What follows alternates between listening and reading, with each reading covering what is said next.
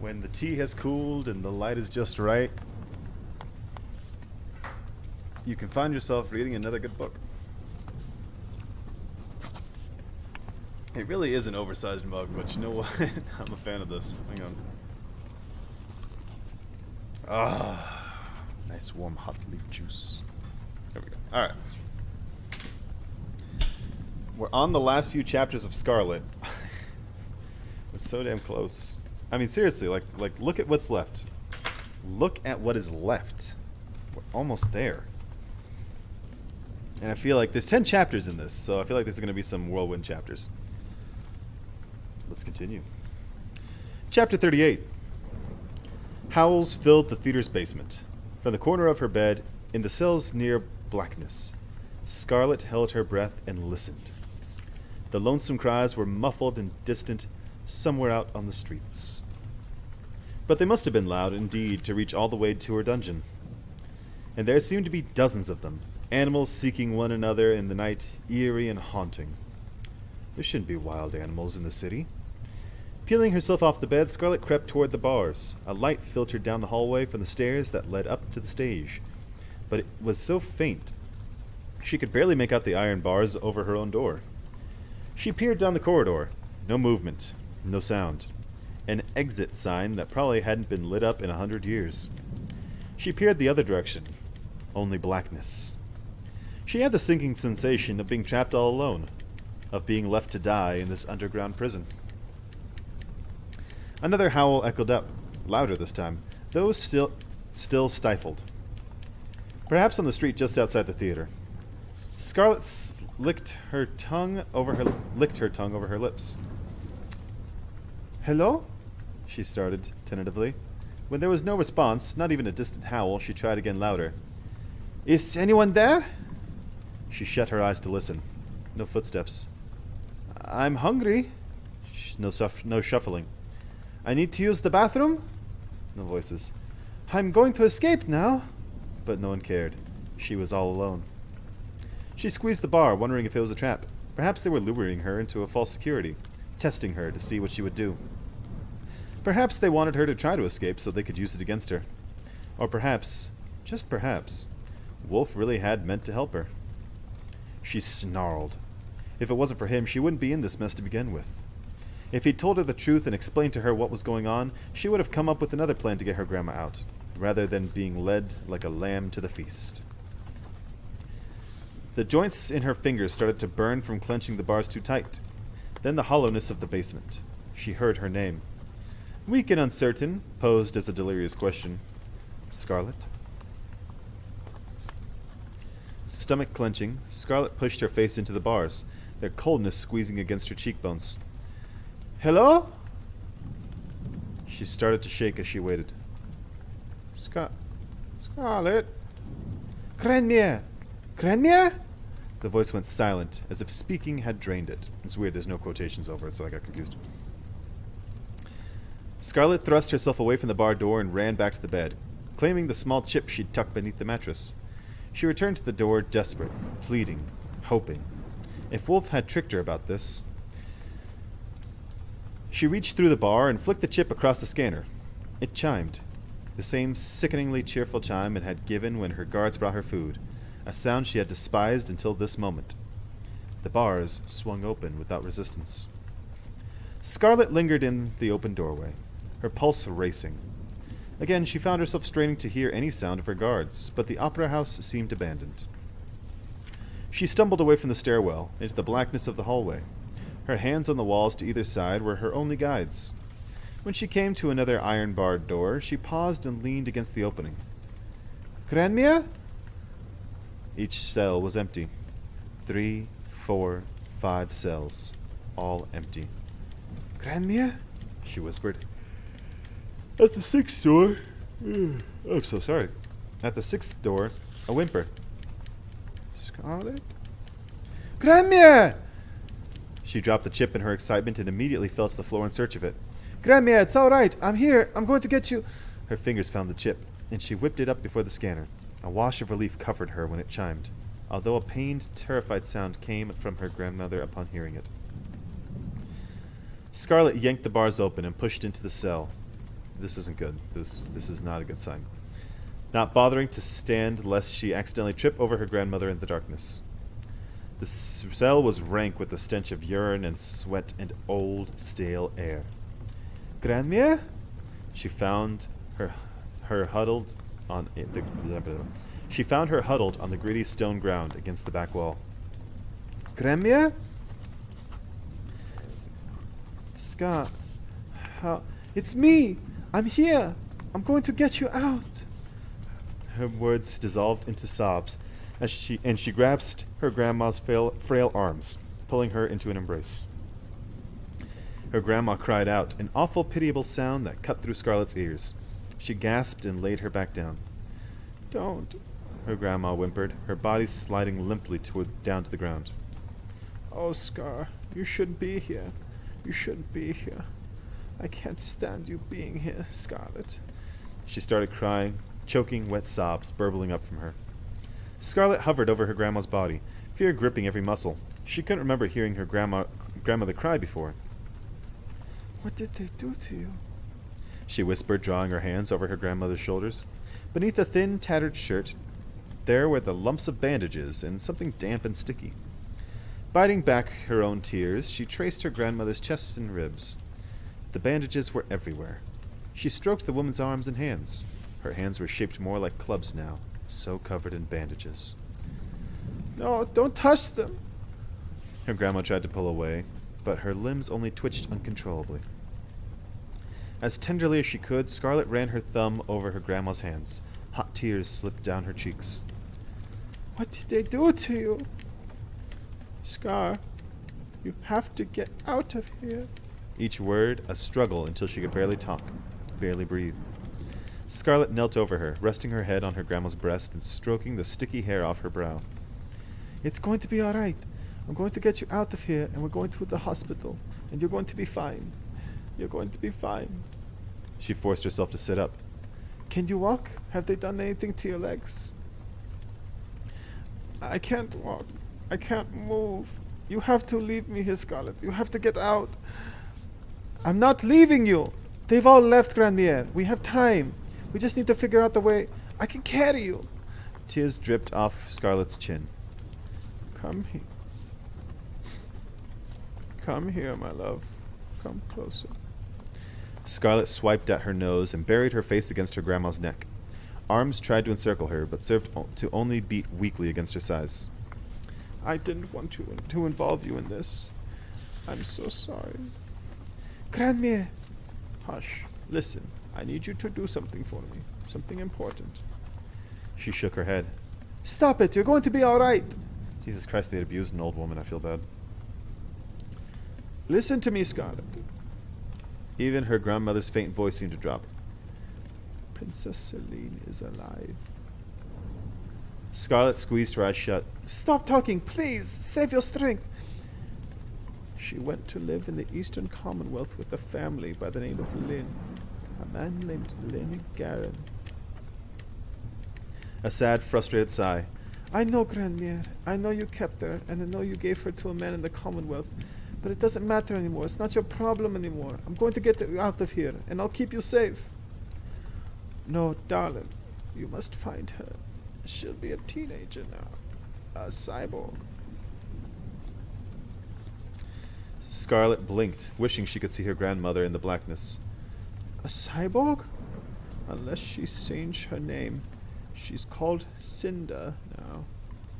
Oh, fuck. So now Scarlet's gonna realize that the fugitive Cinder is Princess Celine. Oh, what a fucking... She's gonna die. Grandma's gonna die. That's why she's giving this fucking information. Dude, what the hell? No! No!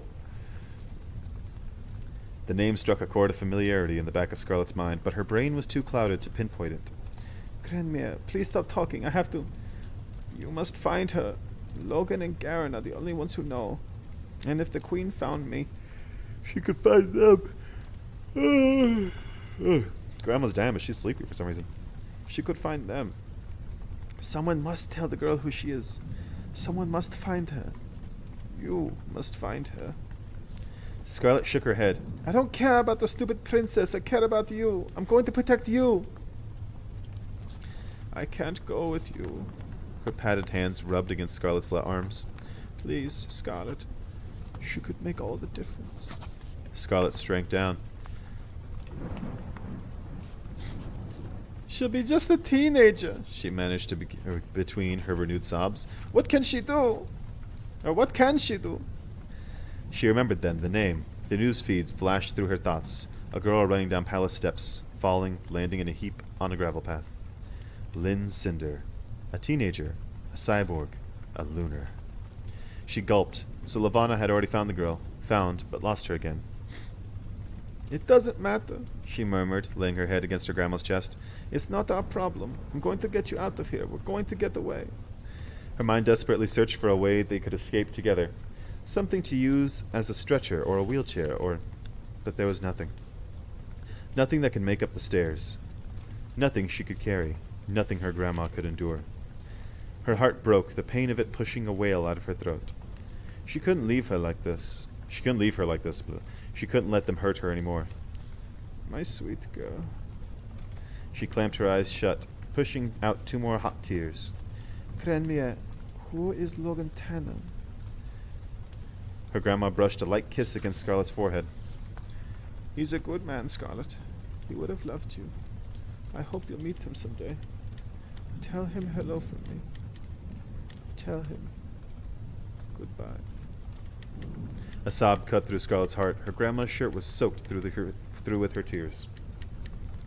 She couldn't bring herself to tell her that Logan Tanner was dead, had gone crazy, had killed himself. Her grandfather. I love you, Grandma. You're everything to me. The heavy bandaged limbs stroked her knees. I love you too, my brave, stubborn girl. She sniffed and vowed to herself that she would stay until morning. She would stay forever. She wouldn't abandon her. If her captors came back, they would find them together. Kill them together if they must. She would never leave her again. The vow was made, the promise determined, when she heard footsteps echoing down the corridor.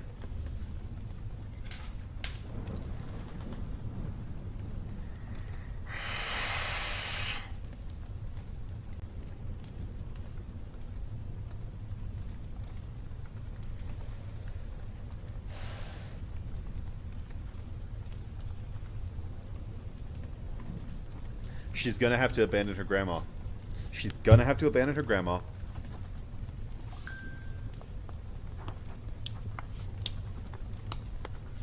I need to process this. Home stretch. We're almost there. Almost at the end. 39. Hunkering down over her grandmother, Scarlet turned toward the hallway. Old wires hummed overhead, and pale light flooded the cell. The doors still stood open, the bars casting skeletal shadows along the floor. Her eyes adjusted slowly. She held her breath, listening, but the footsteps had stopped. Still, someone was there. Someone was coming. Her grandmother's bandaged hand slipped into hers, and she turned back. Her gut clamped. Streaks of dried blood were on the withered face. Her hair was tangled and matted. She was little more than a wasted skeleton now, though her brown eyes were still strong, still vibrant, still filled with more love than was kept in all the rest of the world. Run, she whispered. Scarlet shook her head. I'm not leaving you. This is not your fight. Run, Scarlet. Now. Footsteps again, growing closer. Clenching her jaw, Scarlet pulled herself onto shaking legs and faced the door. Her heart was galloping, waiting as the steps grew louder. Maybe it was Wolf. Come to help her.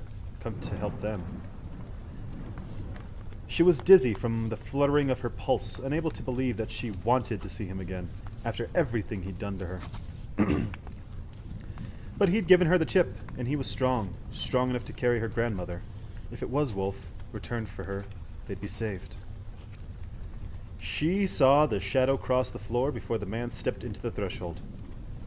It was Ron, and he was smiling. Scarlet gulped and solidified her knees, determined not to show fear, but there was something different about Ron now. His eyes were no longer merely ruthless. Now they were hungry, peering at Scarlet like she was a treat, one he'd been looking forward to for a long time. Ah, little fox, and how did you get out of your cell? A shudder ripped through her. Leave my granddaughter alone. Her grandmother's raspy voice had gained an ounce of strength. She stirred, trying to sit up. Scarlet dropped beside her, squeezed her grandmother's hand. Grandmia, don't. I remember you. Michelle stared at Ron. You were with the ones who came for me. Grandmia. Ron chuckled. A sharp memory you have for such an ancient thing. Don't worry about him, Scarlet, said Michelle. He's only the Omega. He must have been left behind because he was too weak to join the battle.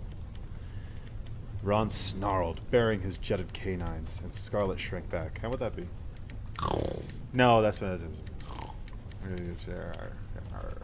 What the fuck am I doing? No, because Ron's not too weak to join the battle. That's not like a wolf, but fuck it. That's what we're going with. I stayed behind, he growled, because I have an unfinished business here. His eyes flashed, practically glowing. There was nothing but hatred inside them, fiery and unrestrained. Scarlet shifted so that her body better covered her grandmother. You are nothing, Michelle said, her lashes dipping from exhaustion. Terror clutched at Scarlet's heart. Nothing but a puppet for that thaumaturge. They've taken away your gift and turned you all into monsters. But even with all that strength, all the senses, all the bloodlust, you remain the lowest of your peers. And you always will be. Scarlet's mind whirred, wanting the conversation to end, wanting her grandmother to stop goading him, knowing it made no difference. There was murder on Ron's face. A rough laugh burst out of him. His hands gripped the door jamb to either side, entirely blocking the exit. You're wrong, you old hag. You know so much. You must know what becomes of a pack member who kills his alpha. He didn't wait for her response. He takes his alpha's place. His cheeks dimpled. And I found that my brother, my alpha, has a weakness. His words slipped off as his attention found Scarlet again. You are a naive young man, her grandmother coughed. You are weak. You will never be more than a lowly Omega. Even I can see that. Scarlet hissed. She could see the fury building inside Ron, feel the anger rolling off him. Grandmia! Then it became obvious what her grandmother was trying to do. No, she doesn't mean it. She despised herself for pleading, but couldn't care. She's old and she's delirious. Please, just leave her. Fuming into the cell, Ron snatched Scarlet up by her hair and pried her away from her grandmother. She shrieked, clawing at his forearm, but he tossed her back into the corner. No! Her grandma screamed in pain as Ron lifted her by the throat. In a blink, she was pinned against the wall, too weak to flail, too weak to fight, to put up any resistance. Leave her alone! Scarlet scrambled up and jumped onto Ron's back, locking her elbows around his neck, squeezing him with all her might. When Ron didn't even flinch, she clawed at him, aiming for his eye sockets. Ron howled and dropped her grandmother into a heap, then flung Scarlet off his back. She collapsed against the wall, but she barely felt the impact, her attention falling on her grandmother's limp, bandaged form. Grandmia! I don't know why she would gasp that, but whatever.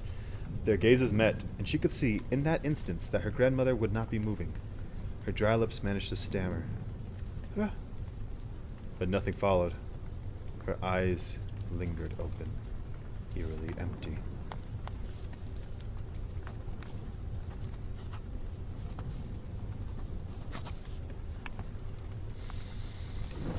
Ugh.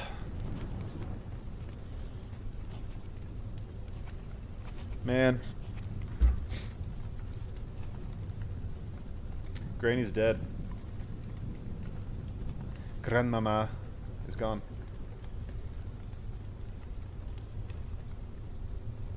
My tea has gotten cold.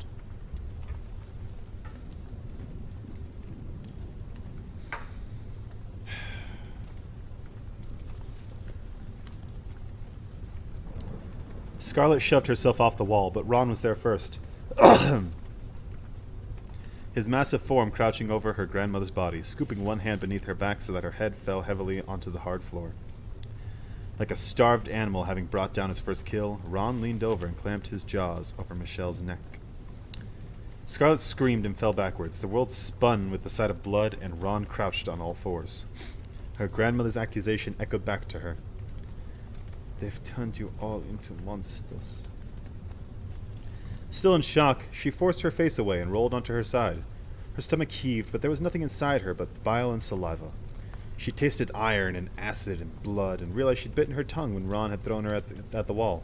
But there was no pain. Only hollowness and horror and a dark cloud creeping over her. She was not here. This was not happening. Stomach burning from trying to push up food that wasn't there, she crawled toward the far wall, putting as much distance between her mother and Ron as she could. Ron and her grandmother.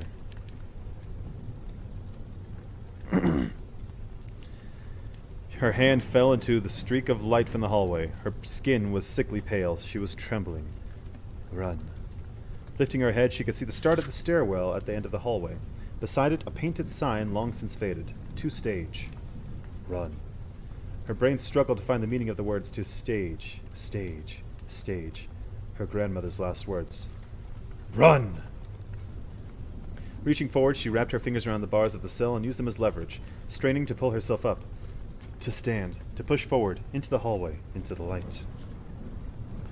Her legs felt non-existent at first as she hobbled to the bottom of the stairs, but as she climbed, she found strength in them. She pushed forward. She ran. A closed door loomed at the top of the stairs. An old wooden door, not even equipped with an ID scanner. It creaked when she shoved it. Then footsteps below, coming for her. Scarlet emerged backstage. Old pillars stood clustered together to her right, and a maze of fake stone walls and painted trees filled the shadows to her left. The door slammed behind her, and she ran into the wooden forest, grabbing a wrought iron candelabra. She lifted it in both hands and waited, feet braced. Ron burst through the door, chin covered in blood. Scarlet swung as hard as she could. A roar was wrenched out of her as the iron bar collided with Ron's skull. He cried out and stumbled back into the curtain. He tripped on the fabric and fell backward. Scarlet thrust the candelabra at him, not sure she had the strength to heft it again. She heard fabric ripping, but she was already gone, dodging between the set pieces, scanning the creaking wooden floorboards as she lunged over coiled, dusty power cords and toppled spotlights. She stumbled onto the stage, the empty expanse of wooden floorboards and trapdoors, and half jumped, half fell into the phantom orchestra. Ignoring a jolt of pain that burned across her knee, she shoved the music stands aside and bolted into the auditorium. Footsteps thumped across the stage behind her, inhumanely fast. The rows of empty chairs flashed by, and all she could see was the door looming ahead. He grabbed her hood. She let him pull her back, used the momentum to swing around and aim her knee for his groin. He let out a cry of pain and staggered. Scarlet darted through the crumbling marble arches, past the cherubs with the broken arms, past the shattered chandeliers and broken tile floors. She flew down the marble staircase, focusing on the huge doors that would lead to the street, if only she could get out of there, into public, into the real world. As she hit the lobby floor, the silhouette of another man moved across the exit. Her feet skidded to a stop, landing her in the square of pale sunlight from the hole in the ceiling. Pivoting, she ran for the other staircase, the stairs that went back down to the depths of the opera house. Above, a door slammed shut, and there were footsteps pounding. She couldn't tell if it was one set of footsteps or two. Sweat coated the back of her shirt. Her legs ached, her burst of adrenaline fading. She rounded a corner and barreled into darkness. The main room had once been used for important guests of the opera house, and a series of doors and hallways led to every corner of the sublevel. Scarlet knew the halls to the right would take her back to the prison cells, so she veered left. A drained fountain basin filled the space between the two stairways that led to the upper level. The bronze statue of a half-dressed maiden lingered in an alcove atop a pedestal, one of the few statues that seemed to have survived so many years of neglect. Scarlet ran for the opposite staircase, wondering if going back up to the lobby would be suicide, and yet knowing that to be trapped down here was no alternative. She reached the bottom of the stairs, and her foot hit the low edge of the fountain. She stumbled, crying out. Ron was on her before she hit the ground. Fingernails dug into her shoulder, flipping her onto her back amid the tiny broken tiles of the dry basin. She peered up into his glowing eyes, the eyes of a madman, of a murderer, and she remembered Wolf on stage at the street fight. Fear clamped her throat shut, strangling a scream. He gripped her shirt and lifted her from the ground. She grabbed his wrists, but he was too petrified to fight as he brought her face toward his. Scarlet nearly gagged on the stench of his breath, like rotten meat and blood. So much blood. Her grandmother. If it wasn't such a repulsive thought, I might have taken advantage of you here, now that we're all alone, he said, and Scarlet shuddered, just to see the look on my brother's face when I told him about it. With a roar, he threw her at the statue. Her back collided with the bronze pedestal, and pain exploded through her head, knocking the wind from her. She collapsed to the ground, grasping her chest, trying to draw air back into her lungs. Ron crouched before her, ready to spring. His tongue swiped out over his canines, coating them with strings of saliva. Her stomach lurched. She kicked at the ground in an attempt to push herself into the small space between the statue and the wall, to disappear, to hide. She cowered against the wall, but the impact didn't come.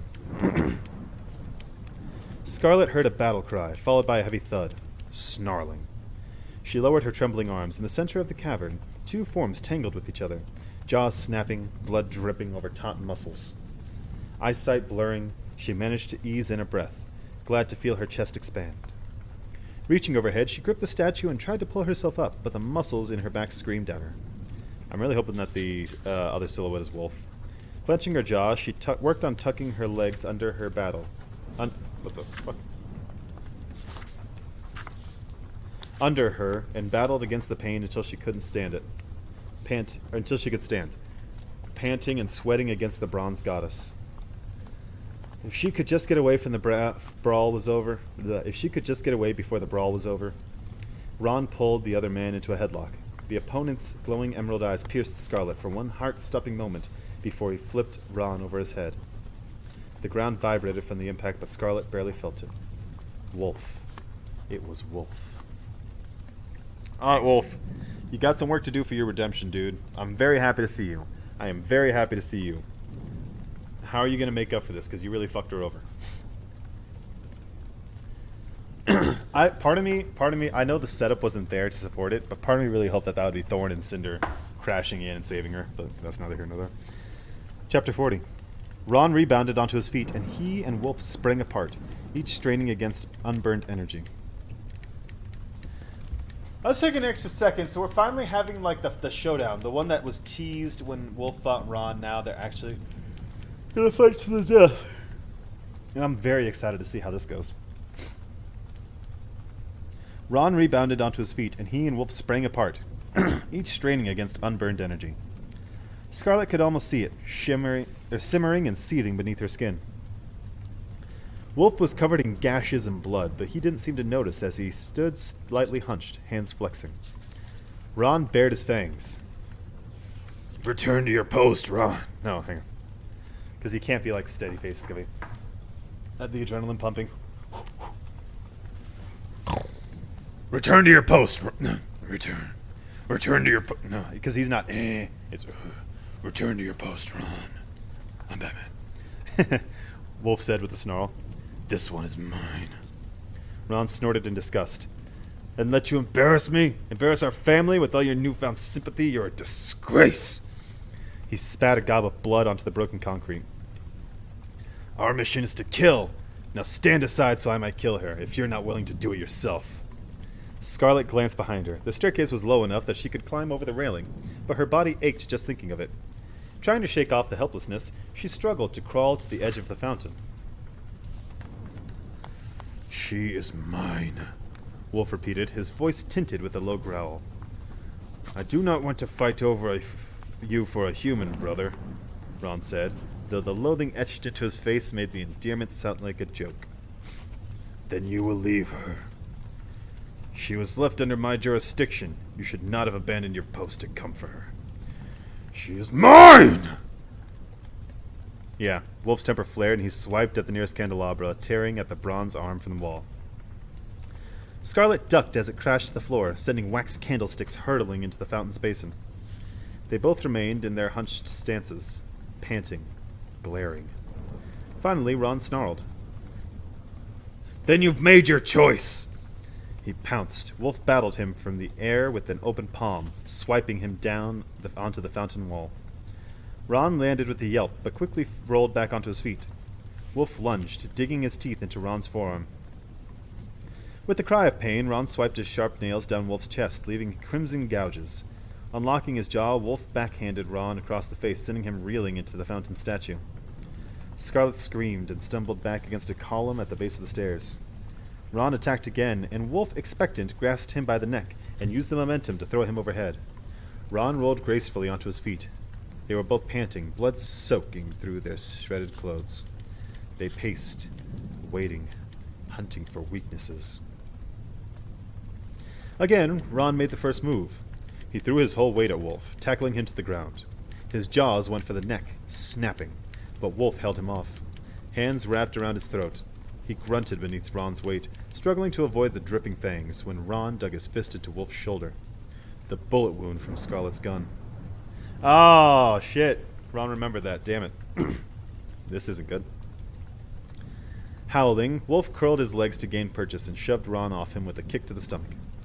Ron rolled away and they both staggered to their feet again.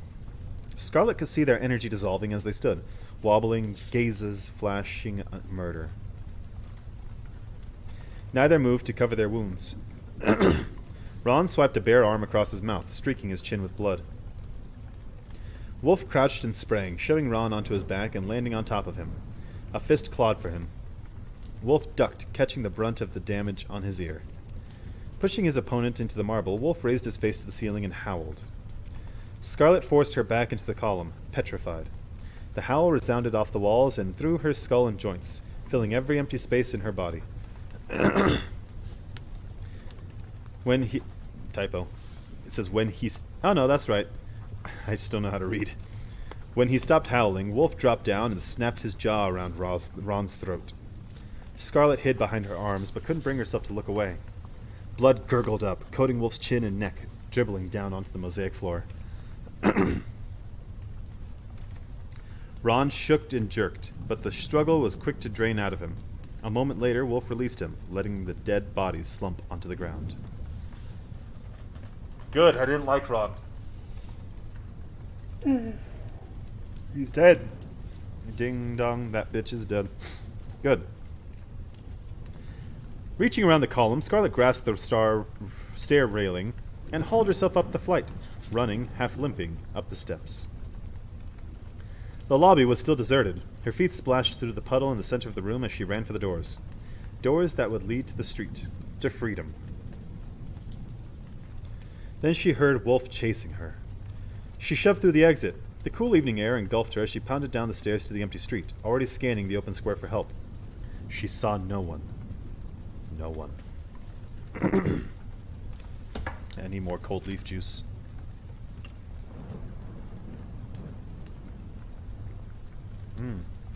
Tastes like earth. What? The door slammed open behind her before it had time to close, and she stumbled blindly across the street. In the distance, she saw a woman running into a nearby alley. Hope flashed, and Scarlet urged her feet to move faster, to fly. She suddenly felt like she could take off and soar over the concrete. If she could just reach the woman, just use her port to call for help. And then another figure appeared, another man, his gait abnormally fast. He sped into the alley, and a moment later the woman's terrified scream screeched across the square, and it was cut short. A howl erupted from the same dark alley. In the distance, another howl rose up to greet it, and another, filling the twilight with bloodthirsty cries. Terror and hopelessness choked Scarlet all at once, and she fell, silt and concrete digging into her palms. Gasping, drenched with sweat, she rolled onto her back. Wolf had stopped running, but he still came for her, prowling toward her with measured, patient steps. He was panting almost as hard as she was. Somewhere off in the city, another chorus of howling started. Wolf did not join them.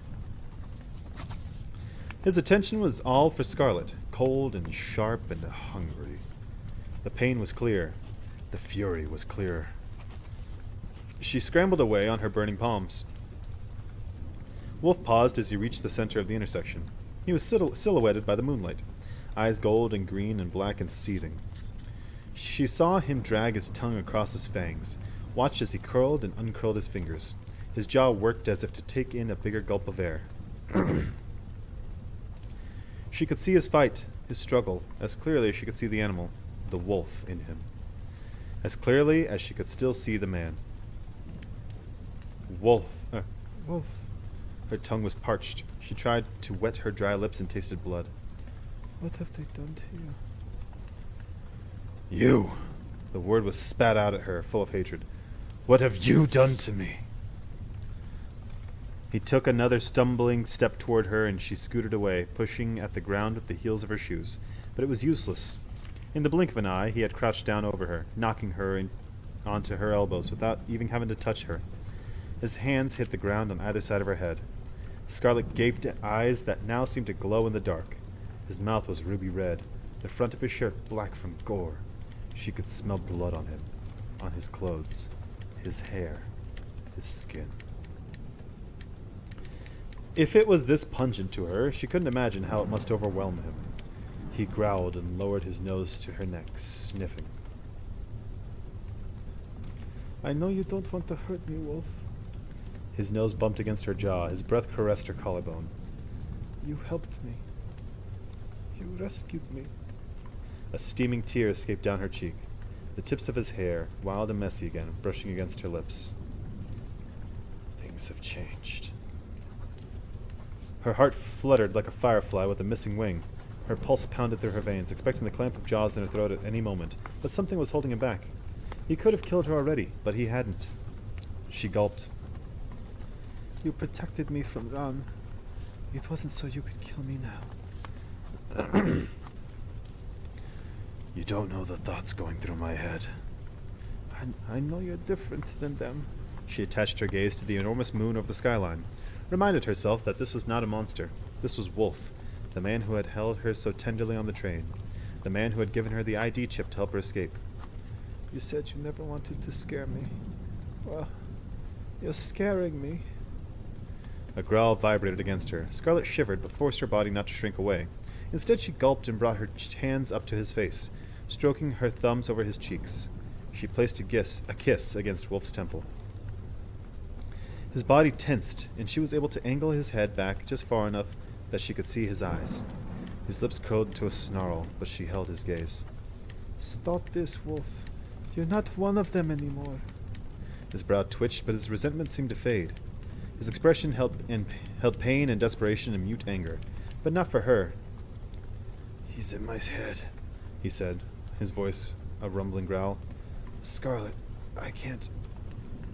He looked away, face scrunching. Okay, alright.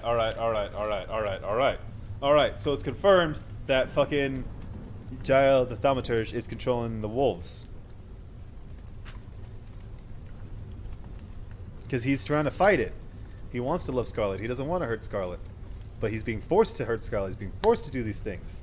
So he betrayed. But was the betrayal on him or was the betrayal on the Thaumaturge? This is the question to ask. I do not know. Scarlet traced her fingers along his face. The same jaw, the same cheekbones, the same scars, all splattered with blood. She brushed her fingers through his wild hair. Just stay with me. Protect me, like you said you would. Something whooshed by her ear and thudded into Wolf's neck. Wolf went rigid. He looked up, eyes wide and already brightening with bloodlust, but then they grew bleary. With a strangled gurgle in his throat, the strength left him and he collapsed on top of her.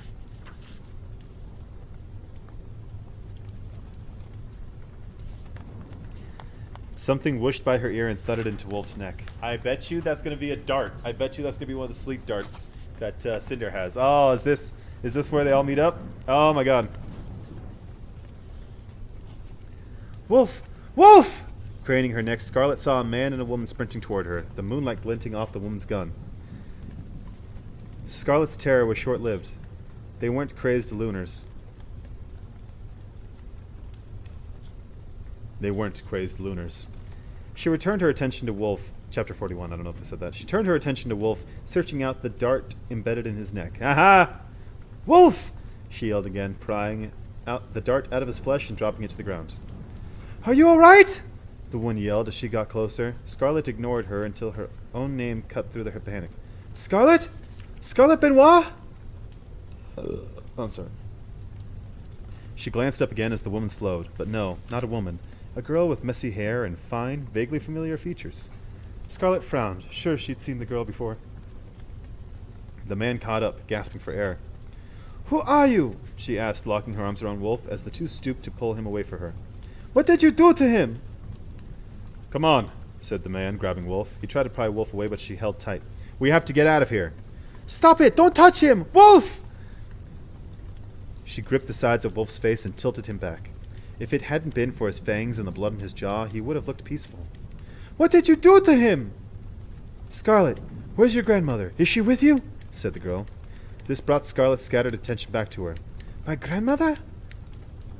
The girl knelt beside her. "Michelle Benoit, do you know where she is?" The girl's words tripped over themselves in her rush to speak. Scarlet blinked. Her memory shifted. She did know this girl. Light bounced off the girl's fingers, and Scarlet realized what she had seen before wasn't a gun. It was her hand. "Lynn Cinder," she whispered. "Don't worry," said the man. "We're the good guys." "Scarlet," said Cinder, grasping Wolf by the shoulder to leverage some of the weight away from her. "I know how it looked on the net screens, but I swear we're not here to hurt you. I just need to know where your grandmother is. Is she in danger?" Scarlet gulped. This was Princess Celine. This was the girl they'd been searching for. The girl her grandmother had been questioned over. The girl her grandmother had given everything to protect. Together, she and the man heaved Wolf away, dropping him onto the concrete. Concrete, not concrete. "Please," said Cinder, "your grandmother." "She's in the opera house," Scarlet said. "She's dead." The girl gaped at her with pity or disappointment. Scarlet couldn't tell which. Sitting up, she flattened her palm against Wolf's chest, relieved to feel it rise beneath her touch. "They were looking for you." Surprise quickly stole away the girl's sympathy. "Come on," said the man from behind her, stooping and hooking his elbow beneath Scarlet's armpit. "Time to go." "No, I'm not leaving him!" She scrambled out of his hold and crawled toward Wolf's unconscious body, tying her arms around his head. The strangers gawked at her like she was mad. "He's not like the rest." "He's exactly like the rest," said the man. "He was trying to eat you." "He saved my life." The strangers exchanged disbelieving glances, and the girl gave a baffled shrug. "Fine," said the man. "You take the helm." He pulled Scarlet off Wolf, while the girl grabbed Wolf's wrist and hoisted him over her shoulder, grunting with the effort. The man skirted behind and grabbed Wolf's legs. "Holy spades," he muttered, already breathless. "What are these guys made of?" Cinder started moving toward the opera house at a pace only barely slower than a jaunt. Scarlet ducked in between them, supporting Wolf's abdomen as well as she could as they awkwardly stumbled across the square. Past the woman, the gleaming form of a military cargo ship poked out from the next street.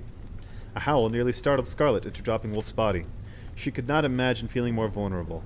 Her arms wrapped around Wolf's torso, leaving her stomach and chest exposed, moving at the snail's pace, sweating, exhausted, in pain. Blood oozing down her side. They said oozing. "You better have those tranquilizers ready," the man said. "Can only put in one at a time."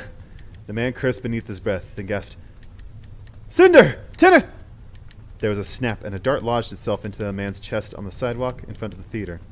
He had crumpled to the ground before Scarlet even realized he was there. "Let's pick it up," said the man behind her said. "How many more of those do you have?" "Just 3, the girl panted. "Gonna have to restock." "Right.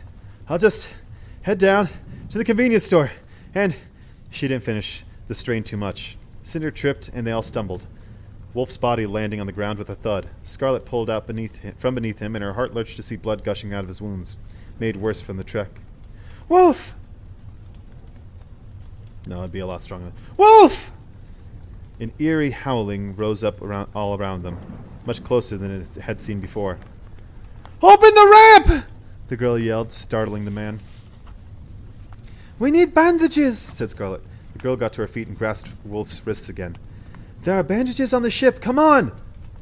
The man ran ahead, screaming, "Aiko, open the hatch!" Scarlet heard the clicking of gears and the humming of electricity as the hatch began to open, revealing the welcoming interior of the ship. Pulling herself onto her feet, she just grabbed Wolf's ankles when she saw a man loping toward them at a sprint, his nostrils flaring, lips pulled taut against his fangs. He was one of the men who had first taken her to her cell. A ping! A thunk! As a dart buried itself in his forearm. He roared and increased his speed for 2 steps before his anger faded and he fell forward, face slamming onto the pavement. "Almost there," said Cinder through her teeth. Oh, no. "Almost there," said Cinder through her teeth, picking up Wolf's dropped wrists. More howling greeted them from the roads, an alley, and shadows. Great loping figures appearing out of the darkness. Scarlet's back and legs ached, and her palms were slick as she struggled to retain her grip on Wolf's ankles. "They're coming! I noticed!" No, that wouldn't be Thorn. He's up at the ship. "They're coming! I noticed!"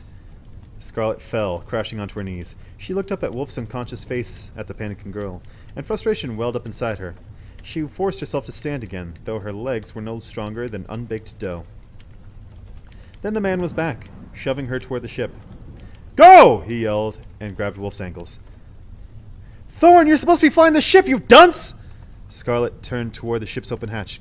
"I can fly! Just get him inside!" She ran. Though her mind screamed at her for leaving Wolf behind, her muscles burned. Her heart pounded with the rush of blood. She could only focus on putting one foot in front of another, ignoring the burning, ignoring the sharp stabbing pain in her side, blinking away the sweat. One more step.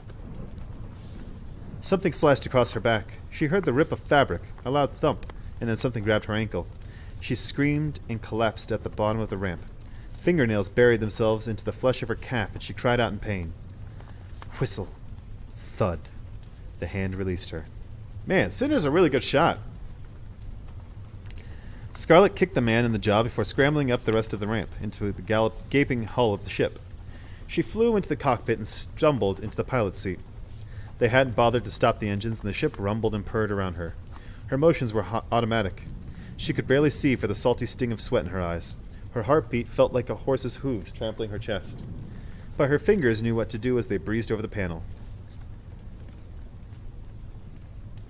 "Captain? Cinder?" Startled, she spun back toward the door, but there was no one there. "Who's there?" A momentary silence, then, "Who are you?" Scarlet swiped the sweat from her forehead. The ship was talking to her. "I'm Scarlet. We need to get ready for takeoff. Can you... Where are Thorn and Cinder?" "Right behind me. Is this ship equipped with autolift?"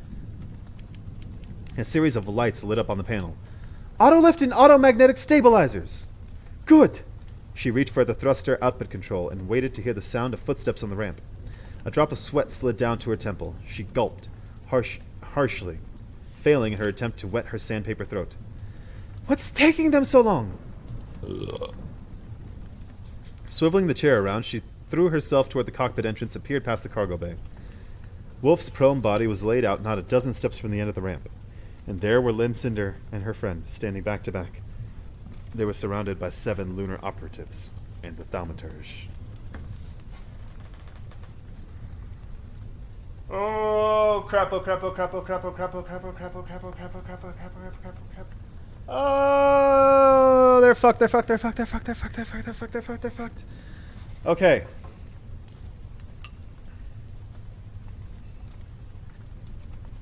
Let's assume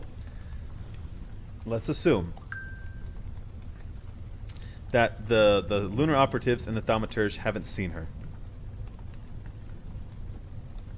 Let's assume that Scarlet is safe on the ship.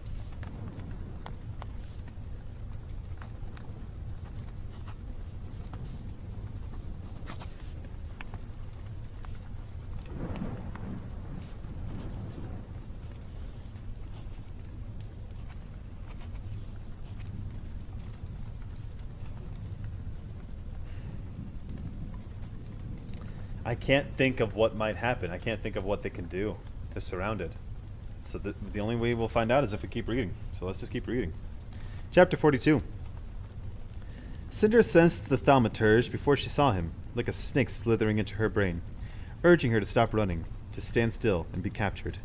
Her right leg obeyed. Her left kept going. It's because the cyborg enhancements aren't letting her stop. With a yelp, she crashed to her hands and knees. The unconscious man, Wolf, nearly crushed her before his body rolled away. Thorn cried out and tripped, barely able to catch himself before falling. Cinder jumped back to her feet and spun around. The men came out of the shadows, from the alleyways, around corners, from behind the ship, each with their glowing eyes and sharp canines bared. 7 in all. She spotted the thaumaturge, handsome, as they always were, with curly black hair and a chiseled face. He wore a red coat, a second-level thaumaturge. Backing up, she collided with Thorn. "So," he murmured, "how many of those darts do you have?" The thaumaturge's dark irises sparkled with moonlight. 1. She doubted the thaumaturge could have heard her, but he smiled serenely and tucked his hands into his maroon sleeves. "Right," said Thorn. "In that case..." He snatched the officer's stolen gun from his belt and spun, aiming for the thaumaturge, then froze. "Oh no." From the corner of her eye, Cinder saw Thorn's arm curl back, changing direction, until the barrel was aimed at her temple instead. "Cinder! Cinder!" His voice nearly broke from panic. The thaumaturge's expression remained complacent. Cinder held her breath, stilling her nerves, and targeted her last tranquilizer at Thorn's leg. The thunk made her cringe, but within seconds the gun had clattered from Thorn's fingers and his body collapsed motionless on top of Wolf's. Yeah, because what else could she have done if she shot at the thaumaturge? The thaumaturge would have had him shoot, so she had to take Thorn down. Fuck, this is getting tense. A warm laugh spilled out of the thaumaturge. "Hello, Miss Lynn. How pleasant to make your acquaintance." She swooped her gaze over the 7 men. They were all threatening, hungry, ready to pounce on her and tear her limb from limb at the slightest provocation. Somehow she preferred that to the thaumaturge's gleeful amusement. At least with these men there was no misinterpreting their intentions. She'd taken 3 steps forward before she realized it. She braced herself and strained to keep her feet still, wobbling for a moment before finding balance and standing solid on the pavement. At the same time, her bionics picked up on the intrusion. Bioelectrical manipulation detected. Initializing resistance procedure. The text vanished as Cinder regained purchase of her own thoughts, her own body. Her brain was being stretched in 2 directions as the thaumaturge failed to control her, her own lunar gift fighting against him. "So, it's true," he said. The pressure released, her ears popped, and she was back in her own head again. She was panting, feeling like she'd just run across the whole continent. "You will have to forgive me. I did have to try." His white teeth glinted. He didn't seem at all put off by the fact that she couldn't be controlled as easily as Thorn had been. As easily as the 7 men surrounding her. Heart skipping, she glanced at the nearest man, one with shaggy blonde hair and a scar that ran from temple to jaw. She forced herself to be calm, urged the desperation to subside, and reached her thoughts toward him. His mind wasn't like any of those she'd touched with her lunar gift. Not yet. His mind wasn't like any of those she'd touched with her lunar gift yet. Not open and focused like Thorn's, not cold and determined like Alex, not petrified like Emil's, not anxious or proud like the military officers. The man had the mind of an animal, scattered and wild and raging with primal instinct. The desire to kill, the need to feast. The constant awareness of where he stood in the pack and how he could improve his station. Kill, eat, destroy. With a shudder, she pulled her thoughts away from him. The thaumaturge was chuckling again. "What do you think of my pets? How easily they fit in with the humans, but how quickly they turn into beasts." "You're controlling them," she said, finding her voice. "You flatter me. I'm only encouraging their natural instincts." No person, not even animals, have instincts like this. To hunt or defend, maybe, but you've turned them into monsters. Perhaps there was some genetic modifications involved." He finished the statement with another chuckle, like she'd caught him in a guilty pleasure. "But don't worry, Miss Lynn. I won't let them hurt you. I want my queen to have that pleasure. Your friends, unfortunately." In unison, the 2 soldiers stepped forward and grasped Cinder by the elbows. "Take her to the theater," said the thaumaturge. "I will inform Her Majesty that Michelle Benoit turned out to be useful for something after all." But Cinder's captors hadn't taken her 2 steps when the roar of the engine rattled the pavement.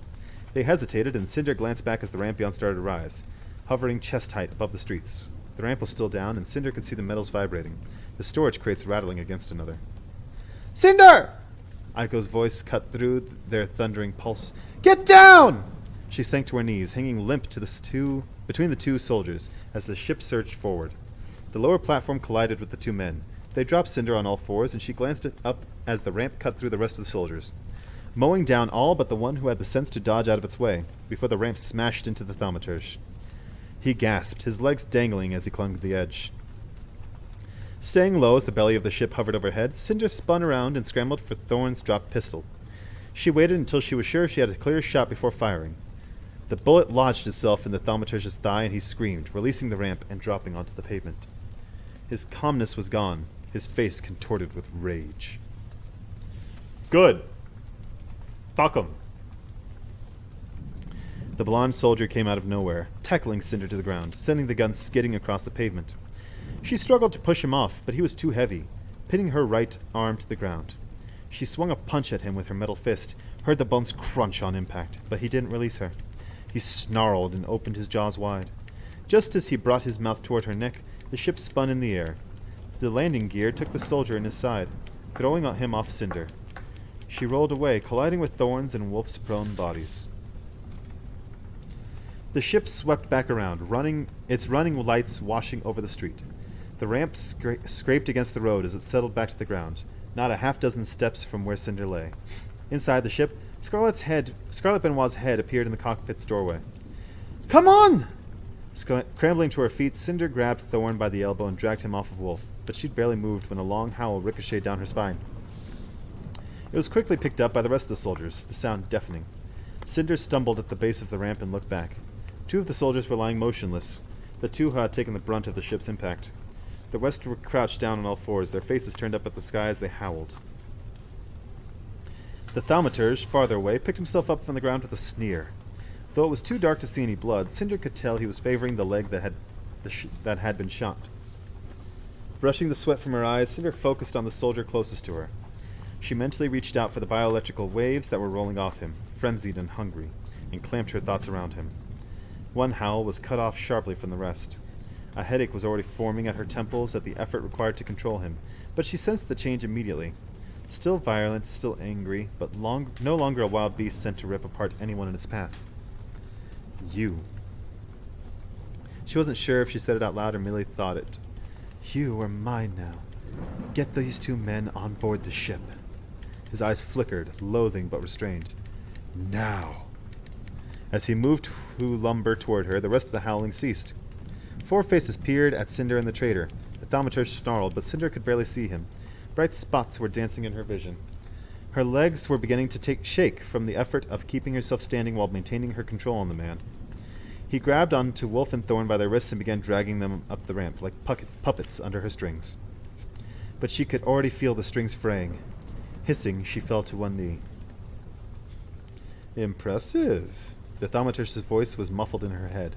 Behind her, her pawn dropped Wolf and Thorn onto the cargo bay floor.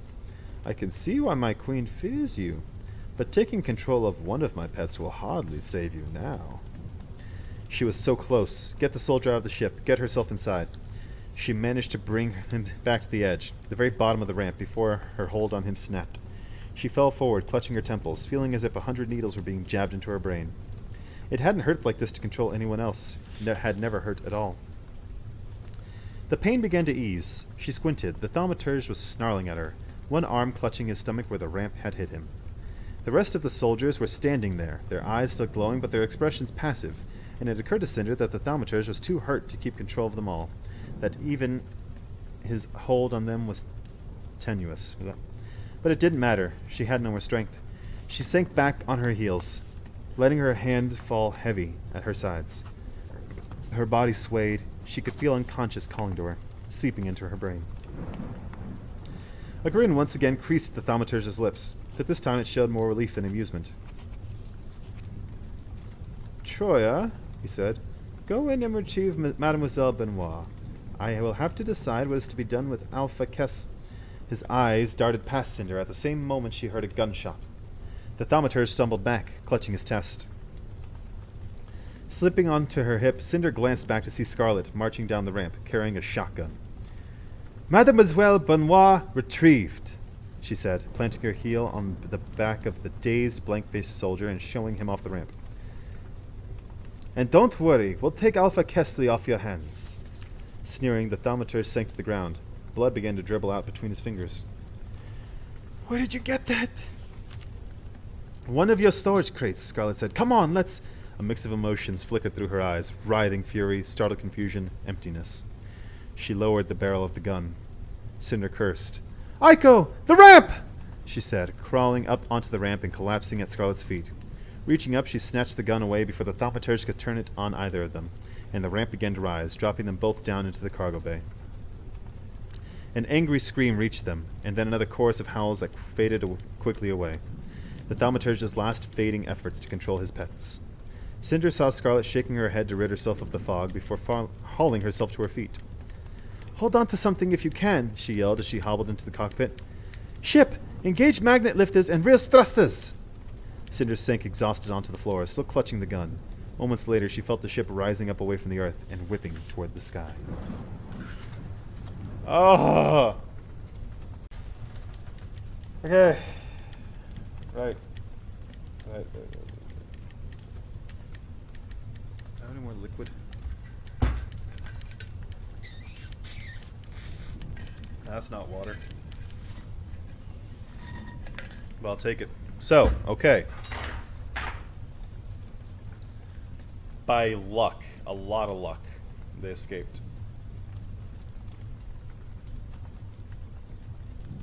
How did Scarlet just start searching for weapons? How did she know did Thorn not know they had weapons? That's luck. That is luck right there.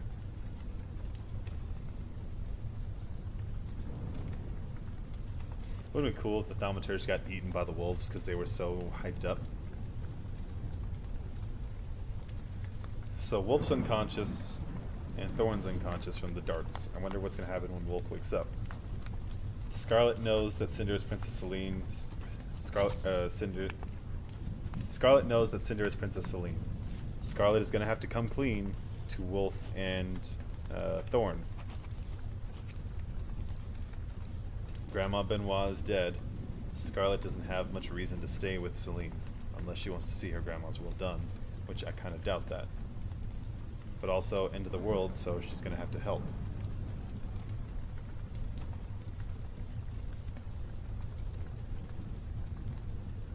I don't know. Chapter 43. Kai was sweating with the effort not to throw up. His eyes stung. He couldn't look away from the net screen. It was like watching a terrible horror production, too gruesome and too fantastical to be real. The VidLink was being transferred from the downtown city square, where the weekly market and the annual festival had been only days before, the day of his coronation. Bodies littered the square, their spilled blood black beneath the flickering billboards. Most of the corpses were concentrated near the opening of a late-night restaurant, one of the few businesses that had been open and crowded at midnight when the attack had started.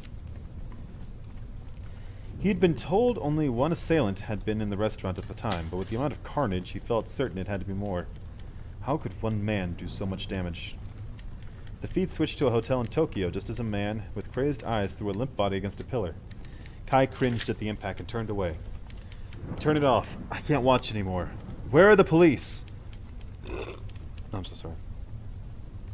"They're doing their best to stop the attacks, Your Majesty," said Torn from behind him. "But it takes time to mobilize them and make an organized attempt to fight back. This attack was so unprecedented, so abnormal. These men move fast, rarely stay on a single block for more than a few minutes, just enough time to kill anyone within reach before moving to another area of the city." Thorn trailed off, as if he heard the panic rising in his own voice, and had to stop talking before it overwhelmed him. He cleared his throat. "Screen? Show major global feeds." Noise buzzed in the room. 6 news anchors reporting the same stories. Sudden attacks, murderous psychopaths, monsters, unknown fatalities, planet-wide mayhem. 4 cities had been struck inside the Commonwealth: New Beijing, Mumbai, Tokyo, and Manila. 10 more had fallen victim across the other 5 earthen colonies: Mexico City, New York, Sao Paulo, Cairo, Lagos, London, Moscow, Paris, Istanbul, and Sydney. 14 cities in all, and though it was impossible to gain an exact number on the attackers, witness accounts noted that not more than 20 or 30 men seemed to be behind the attacks at each post. Kai struggled to do the math in his head. 300 men. Maybe 400. It seemed impossible, as the death toll continued to rise, as the victimized cities began requesting assistance from their neighbors, shipping their injured to other hospitals. As many as 10,000 dead, some were saying. In the course of not 2 hours, in the hands of only 300 or 400 men. 300 or 400 lunars. Because he knew that Levana was behind this. In 2 of the attacked cities, survivors claimed they'd seen a royal thaumaturge in their midst. Though both witnesses had been near delusional with loss of blood, Kai believed them. It made sense that the Queen's most prized minions would be involved in this. It made equal sense that they themselves were removed from the bloodshed, merely orchestrating the attacks through their own pawns. Kai paced away from the screen, rubbing his fingers into his eyes. This was because of him. Levana had done this because of him. Him and Cinder. "This is war," said Queen Camilla of the United Kingdom. "She's declared war on us!" Kai slumped against his desk. They'd all been so silent, entranced by the ongoing footage, that he'd forgotten he was still in a global conference with the other Union leaders. The voice of Africa's Prime Minister Cayman sounded through the speakers, seething. "First 15 years of the plague, and now this? And for what? Levana is upset that a single prisoner got away? A mere girl? No, she's using it as an excuse. She means to make a mockery of us." I'm having all of my major cities evacuated immediately," said President Vargas of America. "We can at least attempt to staunch the bleeding." European Prime Minister Brumstead chimed in. "Before you go that route, I'm afraid I have yet more unsettling news." Kai's chin fell onto his chest, defeated. He was tempted to cover his ears and not listen. He didn't want to hear anymore, but he braced himself instead. "The attack is not only in the major metropolises," said Bromstead. "I've just been informed that, in addition to Paris, Moscow, and Istanbul, we've had one small town attacked as well. Rio, a farming community in southern France. Population 3,800. 3,800? Said Queen Camilla. "Why would she attack us in such a small town?" I don't know what accent that was. "To confuse us! Crikey, to confuse us," said Governor General Williams from Australia. "To make us believe there's no sense to these attacks." Crikey. "To make us afraid that she could strike anywhere, at any time. It is precisely what something Levana would do." Chairman Hui burst into Kai's office without knocking. Kai jumped for a moment, thinking the chairman was a lunatic come to kill him, before his pulse began to subside again. "Any news?" Hui nodded. Lin noticed that his face had aged in the years in the last week. "Lin Cinder has been spotted." Kai swallowed a gasp and shoved himself off the desk. "What? Who is speaking?" said Camilla. "What about Lin Cinder?" "I must tend to other matters. End conference," said Kai. Sounds of protest were immediately silenced, and Kai focused on the chairman, her every nerve humming. "Well?" 3 military officers managed to track her using a positive ID on her deceased stepsister, Lynn Peony, just like her guardian said we would. "We found her in a small town in southern France, minutes before the attack." Southern... Kai glanced at Torin, just as his advisor... Kai glanced at Torin just as his advisor shut his eyes, wearied by the same realization. "Was it a town called Rio?" Fuck. Can't talk and all I'm doing is burping. Hui's eyes widened. "How did you know?" Kai groaned and rounded to the back of his desk. "Levana's men attacked Rio, the only non-major city they went after. They must have been able to track her too. That's why they were there." "We must alert the other Union leaders," said Torin. "At least we know she isn't attacking at random." "But how did they find her? Her sister's ID chip was our only lead. How else could she..." He trailed off, yanking both hands through his hair. "Of course, she knew about the chip. I'm such an idiot!" "Your Majesty?" Your Majesty!" He spun his back toward Hui, but it was Torin that caught his eye. Don't you say this is paranoia. She is listening. I don't know how she does it, but she is spying on us. This very office is probably bugged. That's how she knew about the chip. That's how she knew when my office was open and she could barge in here unannounced. That's how she knew when my father died. Torin's expression darkened, but for once he made no snide comment about Kai and his ridiculous theories. So, we found her then. Cinder? Embarrassment flickered over Huey's brow. I'm sorry, Your Majesty. Once the attacks began, she managed to get away in the chaos. We found the ID chip on a farm outside the Vrio, next to the signs of a ship's takeoff. We're working on rounding up anyone who might have seen her, but unfortunately, all 3 officers who had at first identified her were killed in the attack. Kai began to shake, his entire body burning up from the inside out. He cast furious eyes up to the ceiling, half screaming.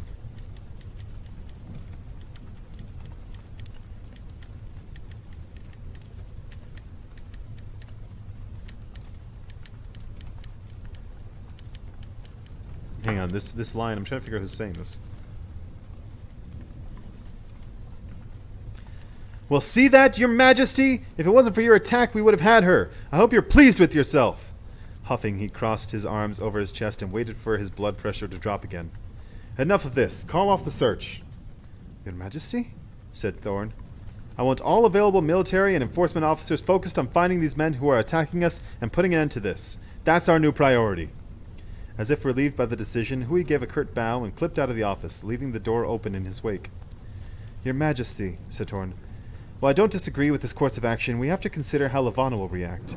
We should consider the possibility that this attack, awful as it is only an annoyance compared to what she is truly capable of.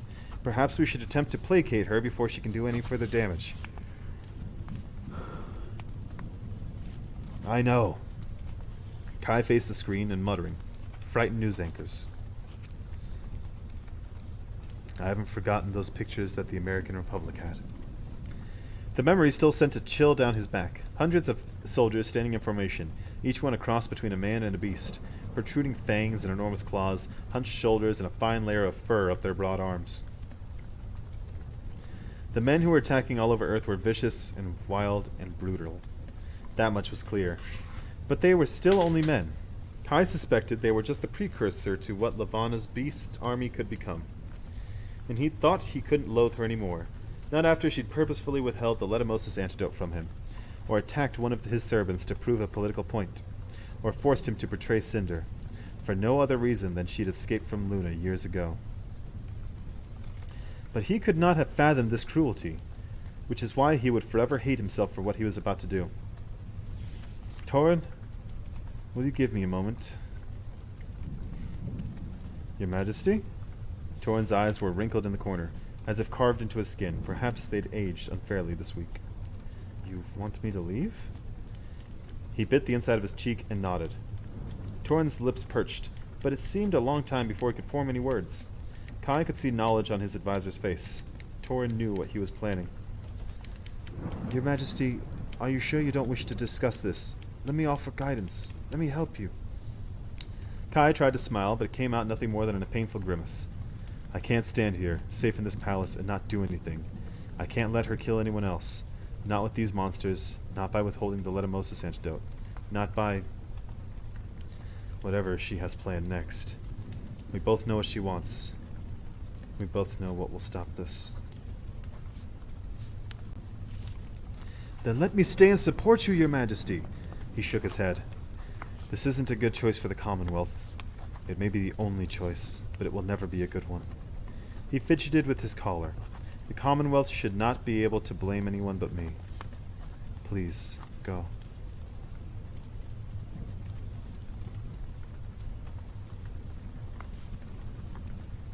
He's going to give himself to Levana in exchange for stopping the attacks. There's nothing else that can be done.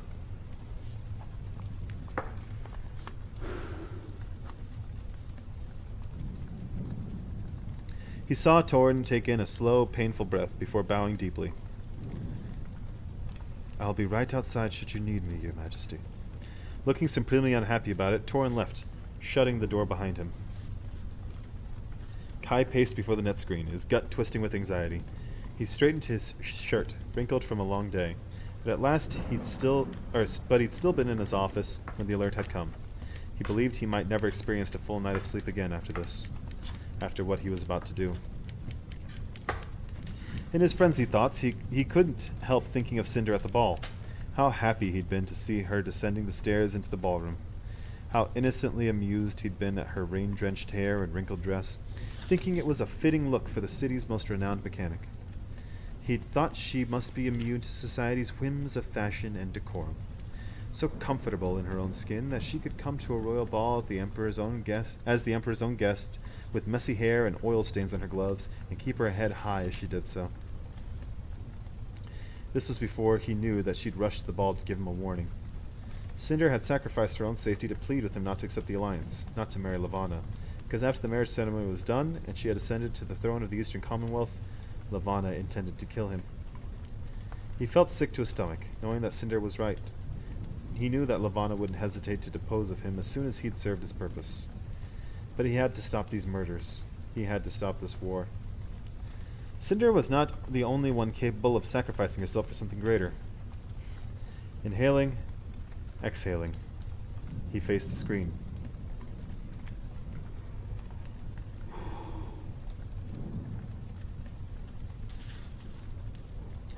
Establish vid link to Queen Levana of Luna.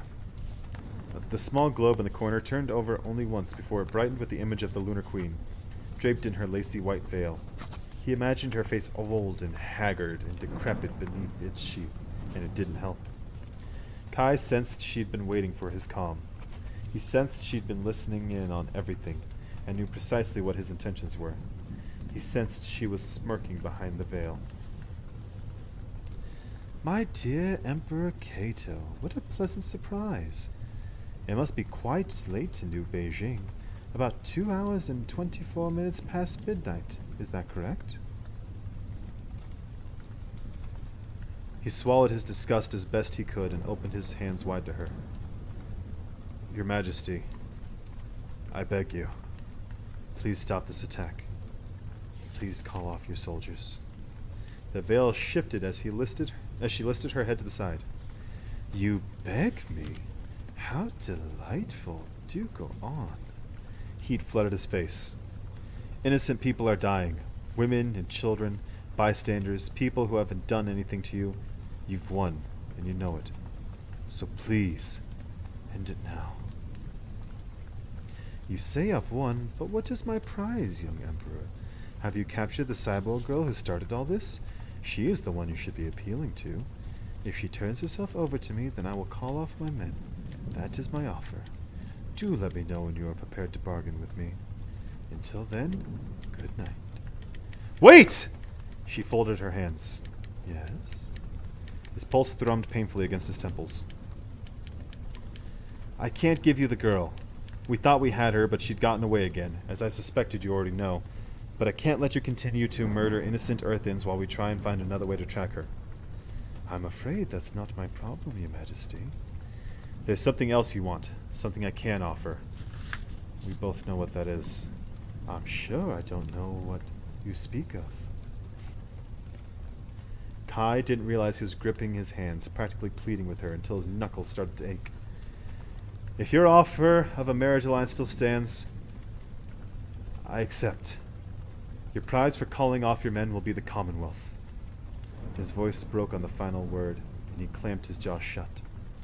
He waited, breathless, knowing that every second that passed meant more bloodshed on the streets of the earth. After an agonizing silence, Levana tittered. My dear Emperor, how could I resist such a charming proposal?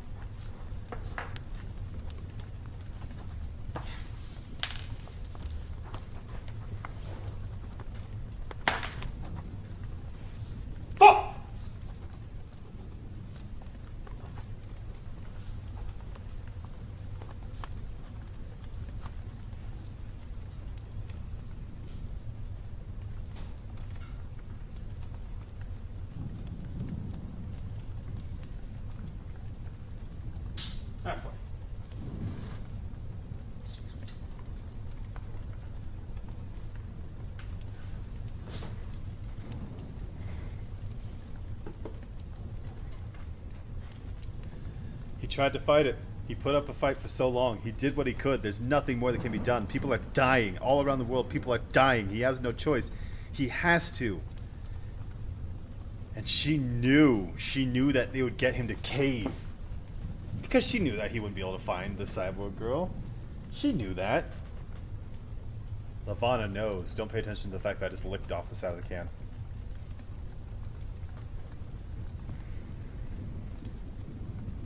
This is called Espresso Monster Triple Shot, so this will probably kill me. It says shake gently. I shaked harshly and it blew up on my... Sometimes hot leaf juice doesn't do it. Sometimes you need more.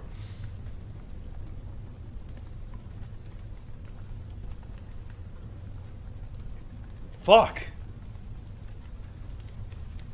He doesn't have a choice. It's the right thing to do. It's the decision that anyone would have to make, but the fact that he had to make it...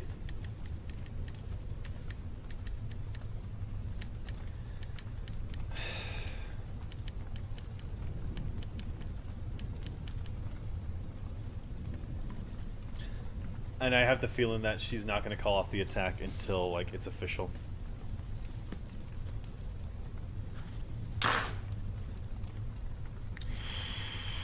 Ooh, this isn't good. Chapter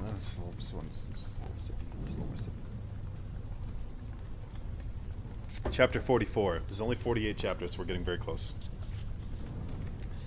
As the ship entered neutral orbit, Scarlet released the air from her burning lungs and slumped into the pilot's seat. Moaning, all the aches and wounds catching up to her at once, she turned herself around to face the ship's bay. Lynn Cinder was sitting on the floor with her legs splayed out before her. Wolf, unconscious, was spread eagle on his back. A streak of blood followed him from the ramp where he'd been dragged. The other man was flopped onto his stomach. "You're a pilot," said Cinder. Lynn Cinder, Princess Celine. "My grandma taught me she was a pilot in..." The words evaporated, her heart still aching. "But your ship does pretty well on its own." "So glad to be of service," said the disembodied voice. "I'm Aiko. Is anyone hurt?" "Everyone's hurt," said Cinder, groaning. Scarlet hobbled over to Wolf's body and sank down beside him. "Are they going to be all right?" "I hope so," said Cinder. "But I've never stuck around long enough to see the after effects of these darts." Scarlet unzipped her shredded hoodie and tied it over the open wound on Wolf's arm. "You said you have bandages?" She could see Cinder's dread at being forced into action again, but soon Cinder pushed herself up and disappeared through a door on the far side of the cargo bay. I'm sorry. A low moan drew her attention to the stranger. He rolled onto his back, cringing. "Whoa, he muttered. "Oh, you're awake already," said Cinder, returning with salve and gauze. "I was hoping you'd stay knocked out a while longer. The peace and quiet was a pleasant change." Despite her tone, Scarlet could sense the relief rolling off the girl as she dropped a tube of salve onto the man's stomach. She passed the gauze to Scarlet, along with another tube of salve and a scalpel. "We need to cut out your ID chips and destroy them before they can track you." Easing to a seated position, the man gave Scarlet a hasty, suspicious look, and she thought for a moment he'd forgotten where she'd come from, before his attention dropped down to Wolf. "Managed to get the loot on board, huh? Maybe I can find a cage for him in one of these bins. I'd hate for him to kill us in her sleep after all that." Scarlet scowled, unraveling a strip of gauze. "He's not an animal," she said, focusing on the claw marks on the side of Wolf's face. "Are you sure?" "I hate to agree with Thorn," said Cinder. "I mean, I really, really hate to agree with him. But he's right. We don't know that he's on our side." Scarlet pressed her lips and pulled out another strip of tape. "You'll see when he wakes up. He's not..." She hesitated, and realized a moment later that she couldn't even convince herself that he was on their side. "Well," said the man, "I feel much better." Tearing a hole in his pants, he dabbed the ointment on the puncture wound from the tranquilizer. Pulling her hair out of her face, Scarlet ripped open Wolf's shirt and slathered the medical salve onto the deep gashes across his abdomen. "Who are you?" "Captain Carswell Thorne." Recapping the salve, he propped himself against the cargo bay's wall. His hand landed on the shotgun. "Where did this come from?" Scarlet found it in one of the crates, said Cinder, facing the net screen on the wall. Screen on. The screen showed a shaking image of a bloodied man running full speed toward the camera. There was screaming and then static. A male anchorman behind a desk replaced the video, his face pale. This footage fed to us from the attacks in Manhattan earlier tonight, and sources have confirmed that more than a dozen cities across the Union are also under siege. Scarlet bent over to cut the ID chip from Wolf's wrist. She noticed he already had a scar there, as though it hadn't been up very long ago when the ID chip had been put in him to begin with. The anchorman continued. Citizens are urged to stay in their homes and lock all doors and windows. We are now going to a live feed from Capital City where President Vargas will be making an address. My fellow Americans. Well, my fellow Americans. This is, if he's like Ronald Reagan. I don't know. A groan drew everyone's attention to Wolf. From the corner of her eyes, Scarlet saw Captain Thorne cock the gun and level the barrel at Wolf's chest. Scarlet set aside the scalpel and both their ID chips and tilted Wolf's face toward her. Are you all right? He lifted bleary eyes to her before suddenly wrenching away and rolling onto his side, vomiting onto the ship's floor. Scarlet winced. Sorry, said Cinder. That's probably a side effect of the drugs. Thorne gagged. Oh, aces. I'm glad that didn't happen to me. How embarrassing. Swiping at his lips, Wolf collapsed again onto his back, cringing with every moment. He furrowed his brow and squinted up at Scarlet. His eyes had returned to their normal vibrant green, no longer filled with animal hunger. You're alive. She tucked a curl behind her ear, baffled at her own relief. This was the man who handed her over to those monsters. She should have hated him, but all she could think of was his desperation when he'd kissed her on the train, when he'd begged her not to go looking for her grandmother. Thanks to you, Thorne scoffed. Thanks to him?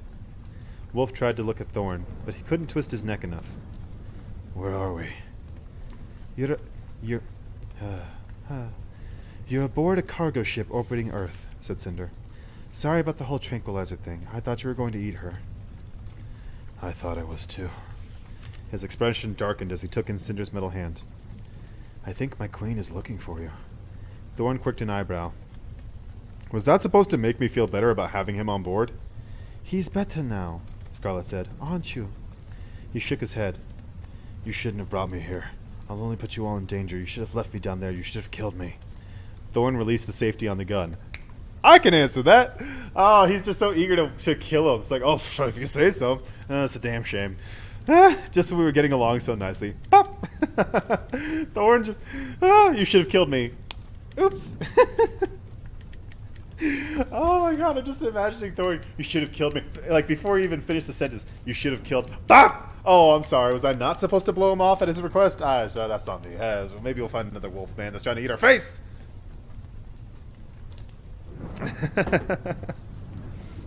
Why does that espresso monster taste like cereal milk? Weird. Don't be ridiculous, said Scarlet. They did this to you. It's not your fault. Wolf eyed her like he was speaking to a stubborn child. Scarlet, if anything happened to you because of me.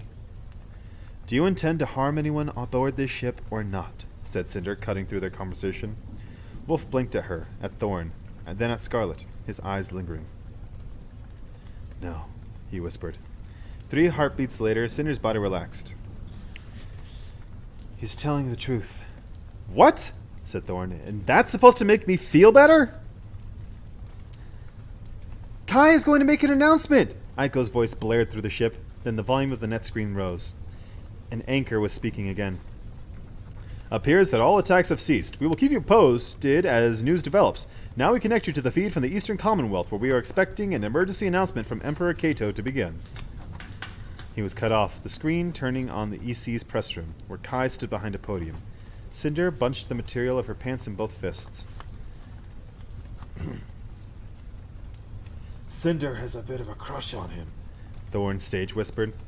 Don't we all? Said Aiko. Kai seemed momentarily disconcerted beneath the bright lights, but it passed as he squared his shoulders. You all know why I've called this press conference in the middle of the night, and I thank you for coming on such short notice. I hope to answer some of the questions that have been posed since these attacks began nearly 3 hours ago. Wolf hissed in pain as he sat up to see better. Scarlet's fingers tightened around his hand. I can confirm that these men are from Luna. Some of our scientists have already begun conducting tests on the body of one of these men, killed by a police officer in Tokyo, and have confirmed that they are genetically engineered soldiers. They appear to be lunar males, whose physical makeup had been combined with the neural circuitry of some sort of wolf hybrid. It seems clear that their surprise attack was orchestrated in such a way to ensure terror, confusion, and chaos throughout Earth's major cities. In this, I feel it is safe to say they succeeded. Many of you are aware that Queen Levana has been threatening to declare war on Earth for nearly her entire rule. If you are wondering why Queen Levana chose now to initiate this attack after so many years of threats, it's because of me. Oh, they're cutting the grass outside. I was like, what's that noise? Scarlet noticed Cinder pulling her knees to her chest, squeezing them until her arms began to shake.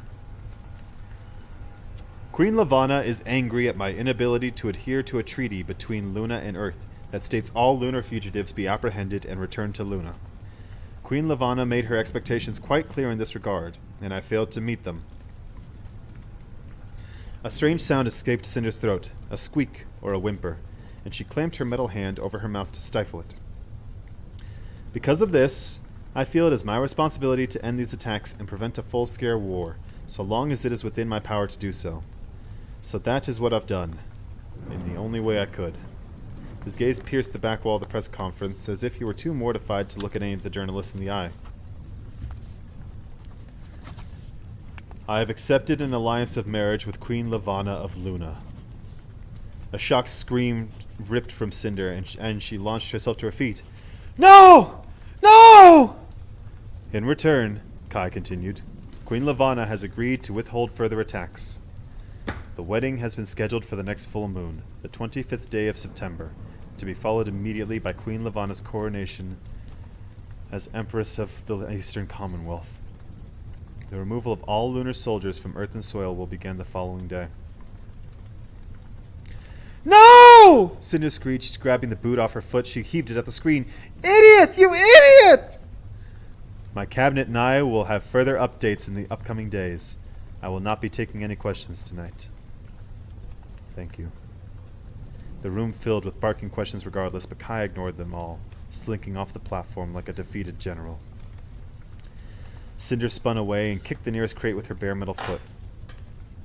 He knows this was her doing, but he's going to give her everything she wants? She is responsible for the deaths of thousands of Earthens, and now she's going to be Empress?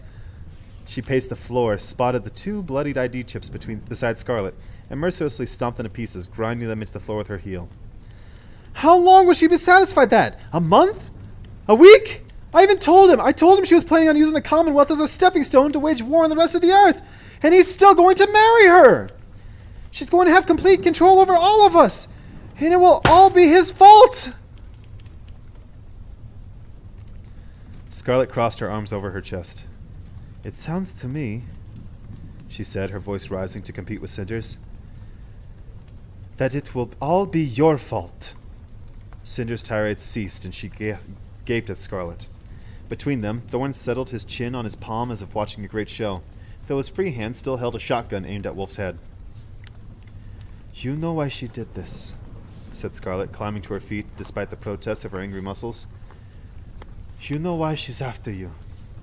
Cinder's fury simmered off. Your grandmother told you. Yes, she did. What sickens me is that you let this happen in the first place! Glowering, Cinder bent down and ripped off her other boot. Scarlet shied away, but Cinder only tossed it into a corner. What would you rather I do? Or what would you rather I did? Just hand myself over? Sacrifice myself in hopes that would satisfy her? It would have come to this anyway. I'm not talking about when you were arrested at the ball. I mean before that. Why haven't you done anything to stop her?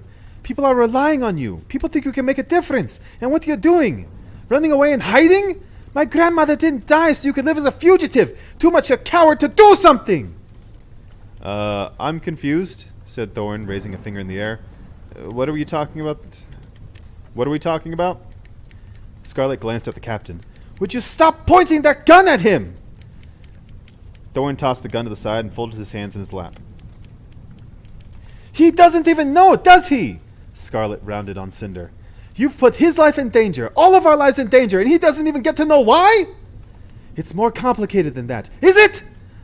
I haven't even known for a week.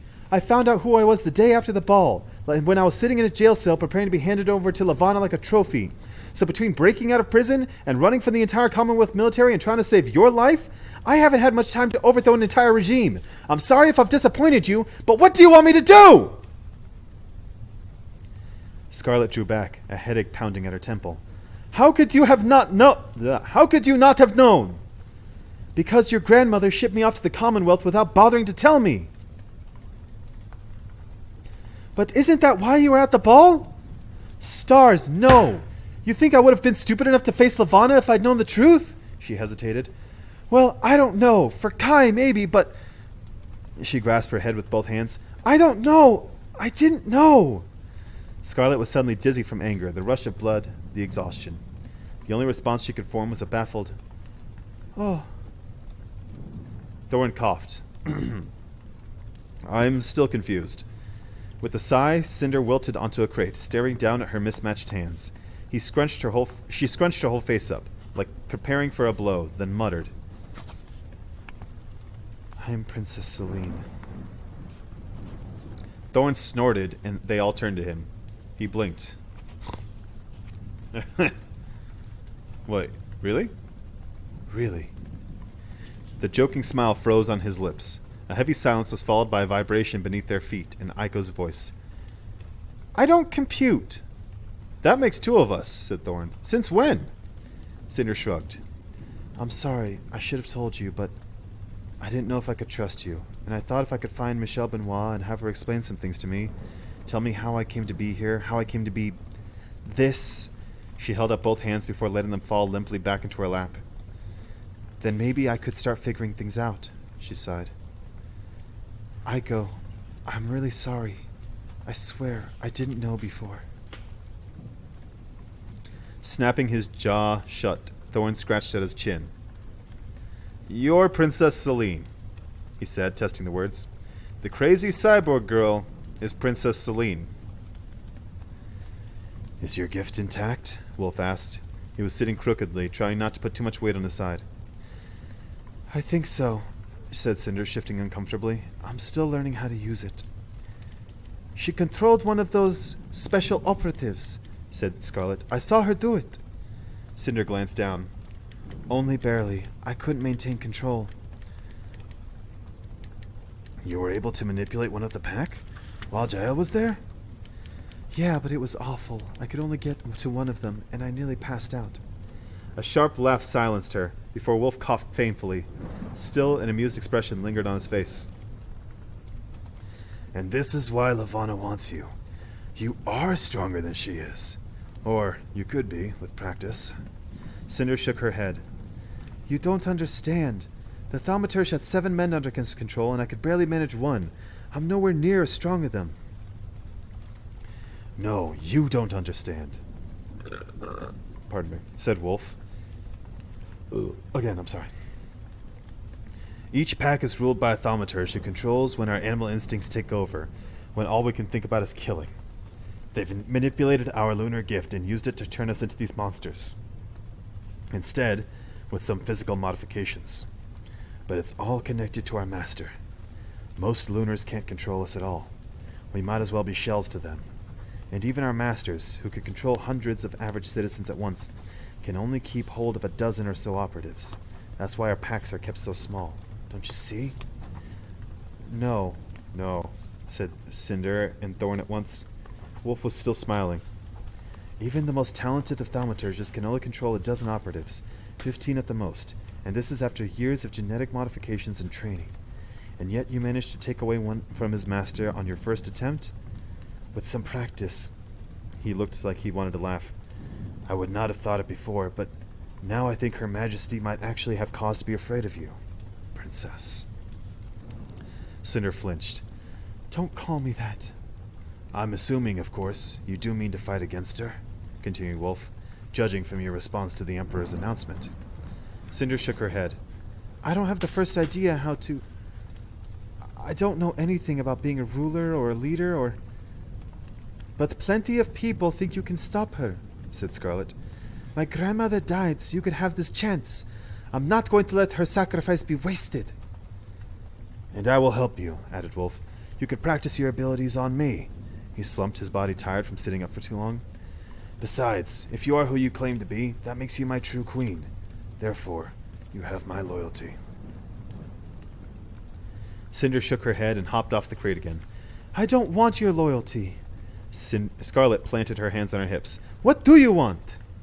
I want some time to think about this and figure out what to do next without everyone yapping in my ear! Cinder stomped off toward the main corridor. Every other step a loud clang as her metal foot struck the floor. When she had gone, Thorn let out a low whistle. I know. She seems a little... Crossing his eyes, he swirled both fingers around his ears. But it's really part of her charm, once you get to know her. Okay. Dog! It's official. Kai's gonna marry Queen Lavanna at the end of the month. I wonder why they wanted to wait until the end of the month, because I would think that Lavanna wants to take control of the Commonwealth immediately. So why the full moon? Something ritualistic there with the Lunars in full sight of their moon?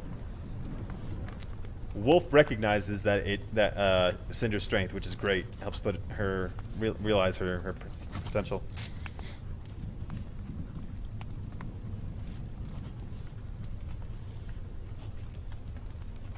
Thorn now knows that Cinder is Princess Celine. Good. He kind of was left in the dark for too long there. Maybe not too long, but, long enough.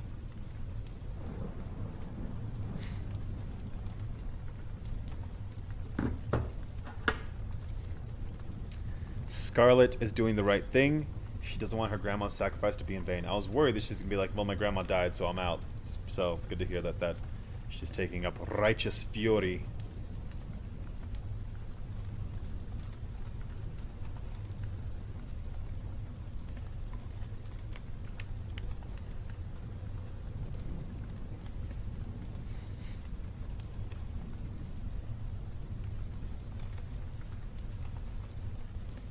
Where do they go from here? They're going to have to go see Dr. Erland. They don't really have much other options because Erland has the plan to take down Lavanna. Assuming Erland wasn't killed during the wolf attack.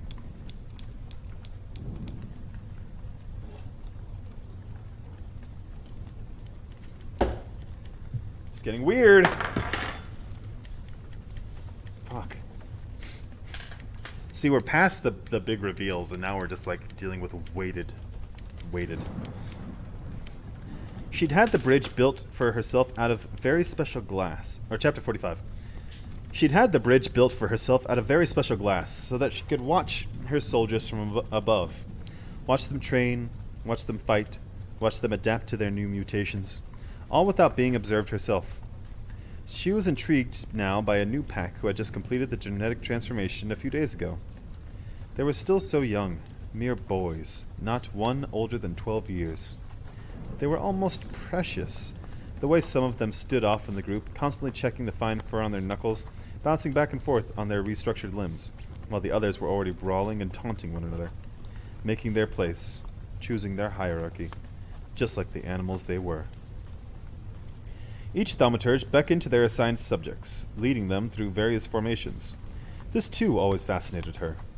How some of them would force the control, while others tried to seduce it from their cubs, like tender mothers. She watched the youngest faction with growing pleasure. 7 had lined up without question, leaving only one cub standing off from the rest. Crouched on all fours, he was snarling at his thaumaturge, fangs fully bared and more wolf-like than any of them. Rebellion and hatred glowed behind his golden eyes. This one would make Alpha, she could already tell. Your Majesty? She lifted her head, but didn't take her eyes off the boy. Sybil? Her head thaumaturge's heels clicked on the glass floor. she detected the ruffle of fabric as Sybil bowed. Down in the cave, the cub was prowling a circle around his mistress, a young blonde-haired girl who looked ghastly pale in her black coat. Her expression held a trace of anxiety, a tinge of doubt that she would have the mental strength to control this one. All special operatives have been temporarily relieved from their missions and returned to concealment status. We estimate 260 operative deaths. The Earthens will notice the tattoos soon, if they haven't already. Be sure they take care to mask them well. Of course, Your Majesty. I'm afraid I also have one thaumaturge death to report. Levana looked up, for a moment expecting to catch Sybil's reflection in the glass, but there was none. Not in this window. Not in any of the royal windows. She'd made sure of that. And yet, after all these years, she still wasn't entirely used to it. The hell was the point of saying that? That she's still not used to it. Not having mirrors. What? She can't glamour people without mirrors, or with mirrors around, so... That was weird. That's going to be something. That's going to end up being something. I know it. She raised an eyebrow, prompting Sybil to continue. Thaumaturge Jael. He was shot in the chest. Jael? It isn't like him to abandon his sanctuary, even in battle. One of his betas has informed me that Lynn Cinder presented herself. It seems he was attempting to apprehend her personally. Levana's nostrils flared, and she turned back toward the training grounds, just as the young cub lunged for his mistress. The girl screamed and fell onto her back, before her entire body seized up in concentration. Even from her overlook, Levana could see beads of sweat forming on the girl's brow, sliding across her temple. The cub opened his mouth, teeth glinting, then hesitated. Levana couldn't tell what was fighting his animal instinct.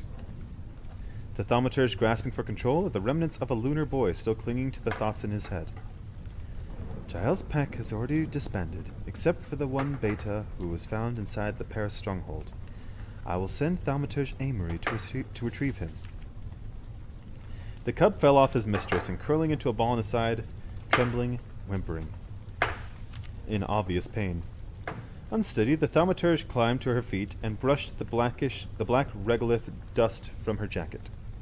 The regolith dust was everywhere in these caves, naturally created lava tubes that would never be clear, no matter how long they continued to develop and build within them. Levana hated the dust. The way it clung to her hair and nails filled up her lungs. She avoided the tubes whenever she could, preferring to stay in the bright, glistening dome that housed Luna's capital and her palace. Your Majesty? Said Sybil. No, don't send Amory, she said, her attention glued to the cub as he writhed in pain, still fighting his mistress's control, still struggling to keep his own mind, still wanting to be a little boy, not a soldier, not a monster, not a pawn. Let Giles' pack go. The special operatives have served their purpose.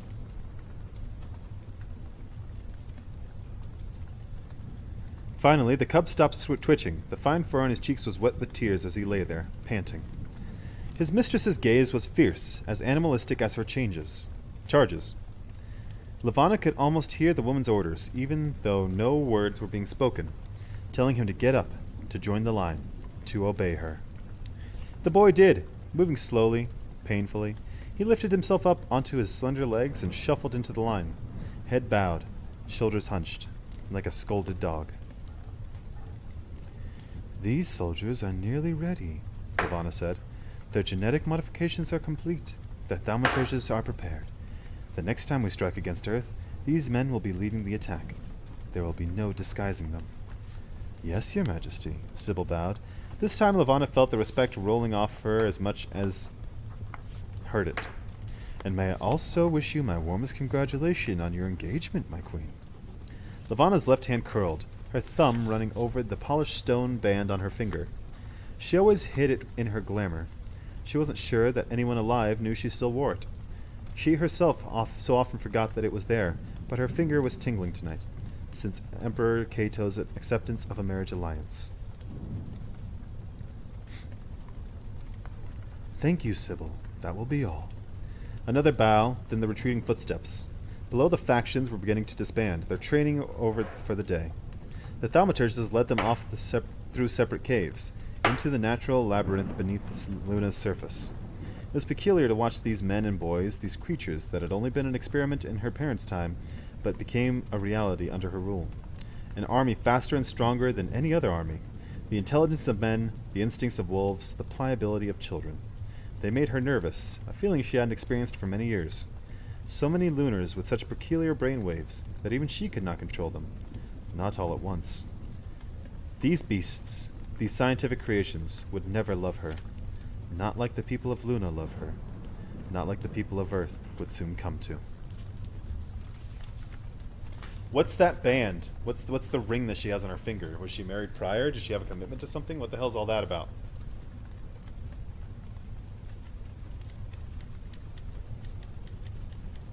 I'm concerned. I'm very concerned because I don't like how. Hang on.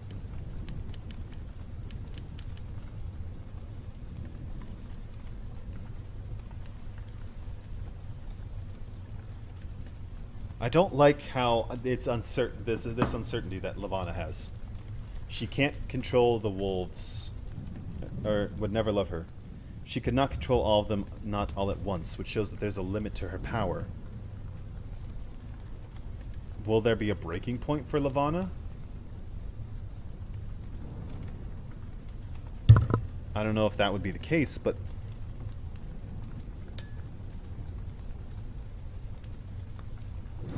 she won. She knows she won. She knows she's getting what she wants, and yet she's still concerned. But why? But why? I just hang on. Hold on. What's with the ring? The polished stone on her finger. She always hid it in her glamour. She wasn't sure that anyone alive knew she still wore it. She herself so often forgot it was there, but her finger was tingling tonight, since Emperor Kato's acceptance of a marriage alliance.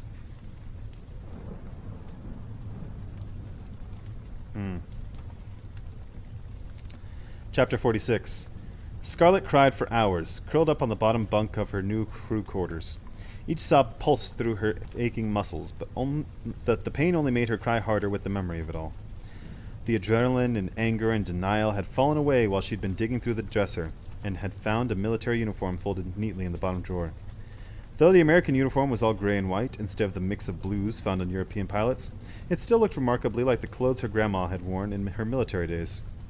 She'd clutched the plain white t-shirt, the plain white tees, to her, and cried into it for so long it was almost as soiled as the clothes she was supposed to be changing out of.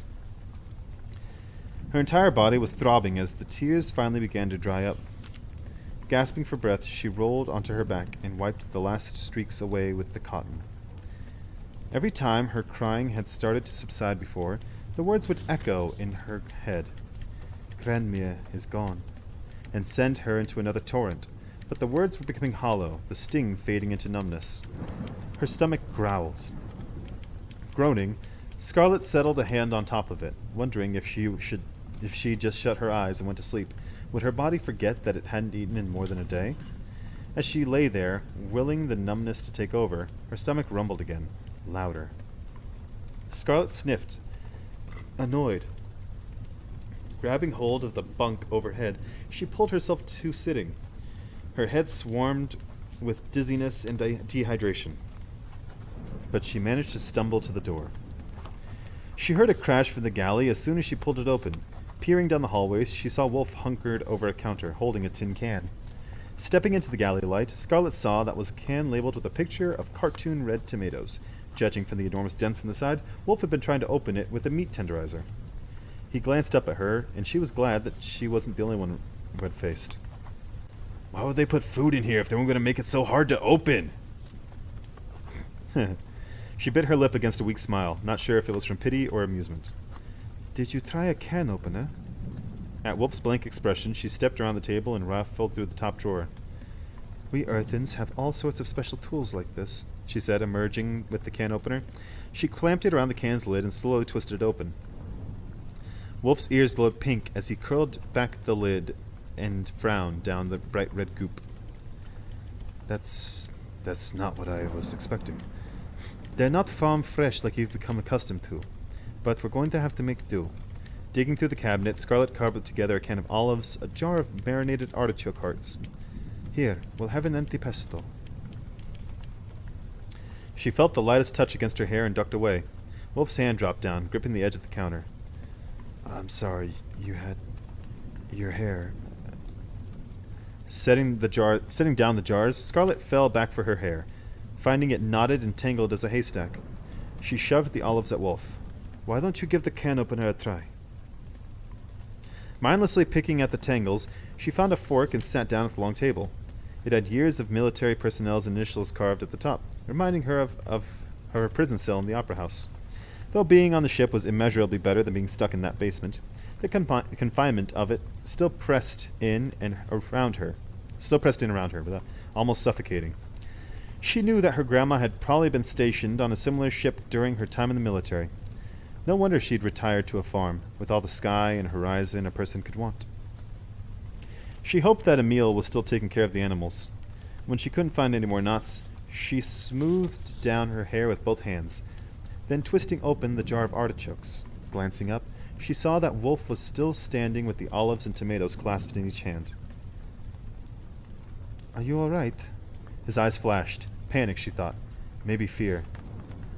Why did you bring me here? He said. Why don't you just leave me? Looking down, she speared an artichoke and watched the oil drizzle back into the jar. I don't know. I didn't exactly stop to weigh the pros and cons. She let the artichoke heart plop back down into the marinade. But it didn't feel right to leave you there. He turned his back on her, setting the cans on the counter, and picked up the can opener. On the third try, he managed to clip it to the olive can's lid and twist it around the edge. Why didn't you tell me the truth, said Scarlet, before we got to Paris? It wouldn't have mattered. He set the open cans on the table. You still would have insisted on going after your grandmother. I thought I could plead your case with Jael and convince him that you were useless to us, that he should let you go. But I could only do that if I was still loyal to them. Scarlet stabbed the artichoke heart again and slipped it into her mouth.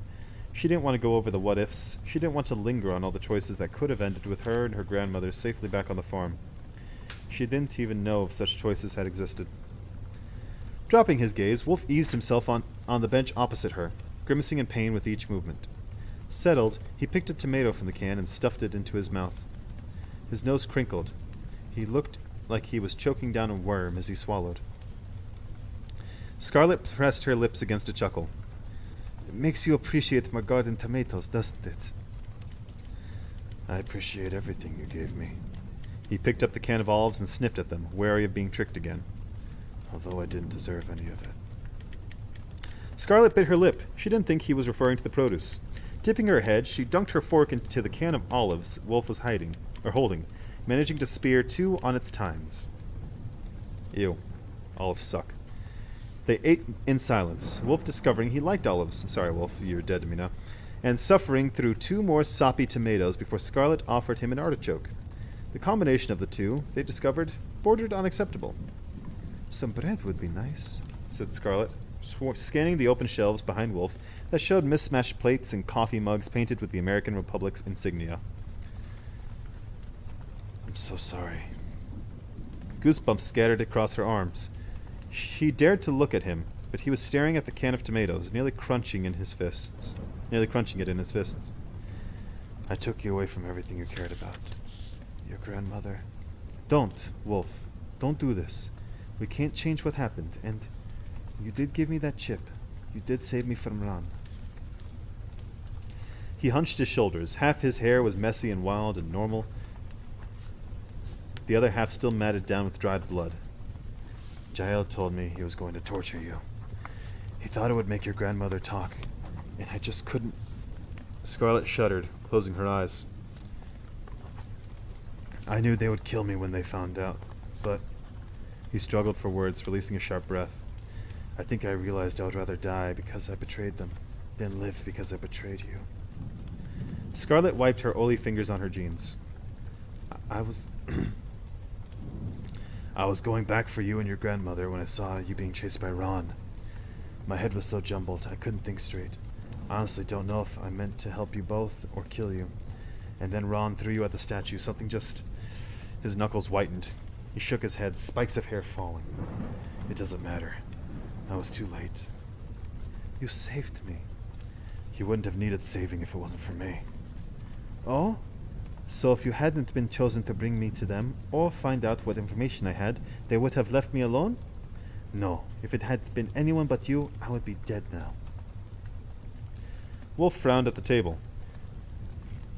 And I don't believe for a second you were coming back to kill us, no matter how much control that thaumaturge had over you. It was still you in there. You weren't going to hurt me. Wolf met her gaze, sad and bewildered.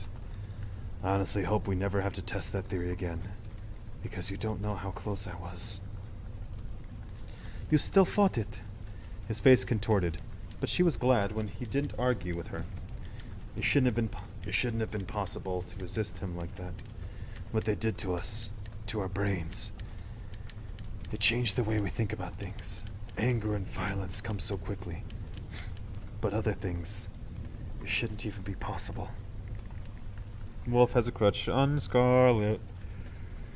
Why am I yawning? Is this suppressor shit not working? It's 3 shots, come on! It's triple shot. Why is this not working?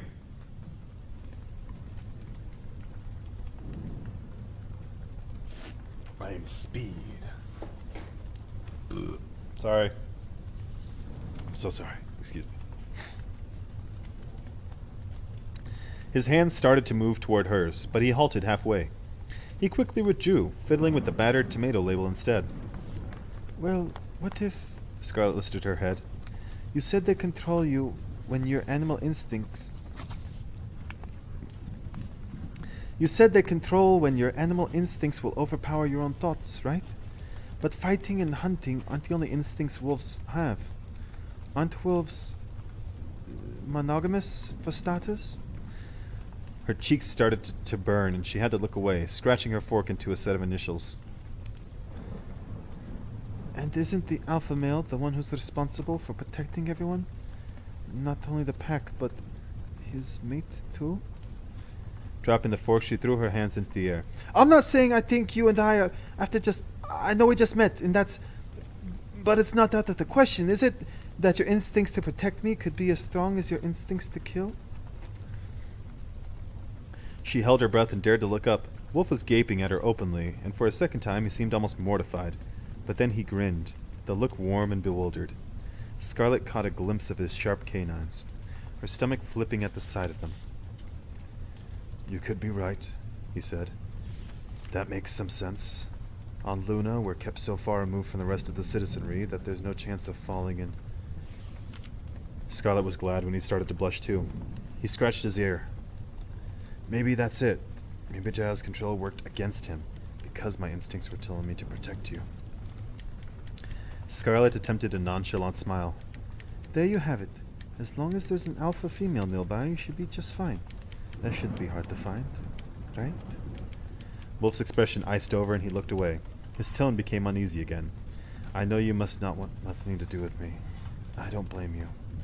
Wolf scrunched up his shoulders and met her with an expression full of regret.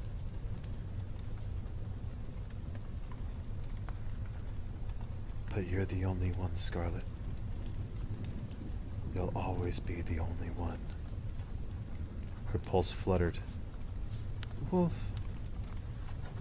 I know. We met less than a week ago. And in that time I've done nothing but lie and cheat and betray you. I know. But if you give me a chance, all I want is to protect you. To be near you. For as long as I'm able. Biting her lip, she reached forward, pulling his fingers away from the can. She found that the label had been shredded beneath his mindless fidgeting. Wolf, are you asking me to be your alpha female? He hesitated. Scarlet couldn't help it. She burst into laughter. Oh, I'm sorry. That was mean. I know. I shouldn't tease you about this. Still grinning, she made to retract her hand, but he was suddenly gripping it, refusing to relinquish the touch. You just look so scared. Like I'm going to disappear any minute. We're stuck on a spaceship, Wolf. I'm not going anywhere. Her lips twitched. his nervousness beginning to ease away, though his hand stayed tense over hers. Alpha female, he murmured. I sort of like that. Beaming, Scarlet gave a mild shrug. It could grow on me.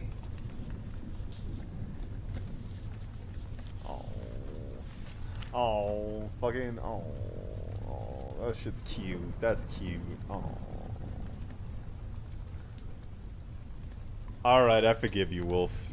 Sack of shit. Oh, that was just, oh, nice. Oh. That was, and she teased him, which I think was, oh. I like these books. I like these books a lot. Warms my heart. Chapter 47. Cinder lay on her back, staring up into the guts of the Rampion's engine. Only her cyborg hand moved, flipping the small, shimmering decom chip up and over her fingers, one by one. She was mesmerized by how the chip's odd material caught the light from the motherboard and the walls and reflected them, sending rubies and emeralds twinkling across all the wires and fans and humming power converters. Mesmerized, but without really seeing them. Her thoughts were stretched between thousands of miles. Earth, the Eastern Commonwealth, New Beijing and Kai, who was now engaged to Queen Lavanna. Her stomach turned, and she kept recalling the venom in his voice when he talked to her about the Queen. She tried to imagine what he was going through now. Did he have any other choice? She couldn't be sure. She wanted to say yes, that anything, war, pestilence, slavery, would be better than choosing Lavanna as Empress, but she didn't know if it was true. She didn't know if he'd ever had a choice, or if this decision had always been inevitable. Her thoughts turned away from Earth, toward Luna, a country she didn't remember, a home she'd never known. Queen Lavanna was no doubt celebrating her victory at this moment, giving no thought to all those lives she'd just taken. This is the sequel chapter. Last chapter, with the Wolf and Scarlet, this is now Cinder and possibly Thorn's chapter. The chapter before the other one was Lavanna's chapter, so these are all chapters setting up for the sequel. Queen Lavanna no doubt celebrating her victory at this moment, giving no thought to all those lives she'd just taken. Queen Lavanna, Cinder's aunt. The decom chip click, click, clicked against her fingers. Cinder? Cinder? Are you in here? Her fingers stilled with the chip balanced on her pinky knuckle. Yeah, Aiko, I'm here. Maybe next time we're on Earth you can pick up some sensors? I feel like I'm eavesdropping having the audio on all the time. It's becoming awkward. Awkward? The running lights brightened, reminding Cinder of a blush. She wondered if it was intentional. Scarlet and Wolf are saying gushy things in the galley, Aiko said. Normally I like gushy things, but it's different when it's real people. I prefer the net dramas. Unexpectedly, Cinder found herself smiling. I'll do my best to get some sensors next time we're on Earth. She resumed her fiddling. The chip flipped, clacked, flipped, rolled. How are you feeling, Aiko? Are you getting used to being the auto-control system? Is it getting easier? Something hummed on the computer panel. The shock has worn off, but I still feel like I'm pretending to be much more powerful than I really am, and I'm going to let everyone down. It's a lot of responsibility. The yellow running lights brightened by the floor. But I did well in Paris, didn't I? You were brilliant. The temperature of the engine room spiked. I was kind of brilliant. We'd all be dead if it weren't for you. Aiko let off an unusually pitchy noise, one that Cinder thought might be a nervous giggle. I guess it's not so bad being the ship. You know, so long as you need me. Cinder smirked. That's very big of you. One of the engine fans slowed. That was a joke, wasn't it? Laughing, Cinder practiced spinning the chip like a top on the tip of her finger. It took a few tries before she got the hang of it, and watched it sparkle and dance without much effort. How about you? Aiko said after a moment. How does it feel to be a real princess? Cinder flinched. The chip tumbled off her finger, and she barely caught it. So far, it's not nearly as fun as one would imagine. What were you saying about having too much power and responsibility and feeling like you're going to let everyone down? Because that all sounded pretty familiar. I thought that might be the case. Are Are you mad I didn't tell you? A long silence followed, tying Cinder's stomach in knots. No, Aiko said, finally, and Cinder wished that her lie detector would work on androids, or spaceships. But I'm worried. Before, I figured that Queen Lavana would tire of searching for us, and eventually we'd be able to go home, or at least go back to Earth and live normal lives again. But that's never going to happen, is it? Cinder gulped and started flipping the chip over her fingers again. I don't think so. Click, click, click. She exhaled a long breath and flipped the chip one last time, clutching it in her fist. Lavana's going to murder Kai after they're married. She'll be coronated as Empress, and then she'll kill him, and she'll have the entire Commonwealth under her control. After that, it will only be a matter of time before she invades the rest of the Union. Oh, well shit, that was fucking Cinder who said that. Lavana's going to murder Kai after they're married. She'll be coronated as Empress, and then she'll kill him, and she'll have the entire Commonwealth under her control. After that, it will only be a matter of time before she invades the rest of the Union. She swept her hair off her forehead. At least, that's what this girl told me, the Queen's programmer. She loosened her grip, suddenly afraid that her metal fist would crush the chip while she was distracted. But I like Kai. You and every other girl in the galaxy.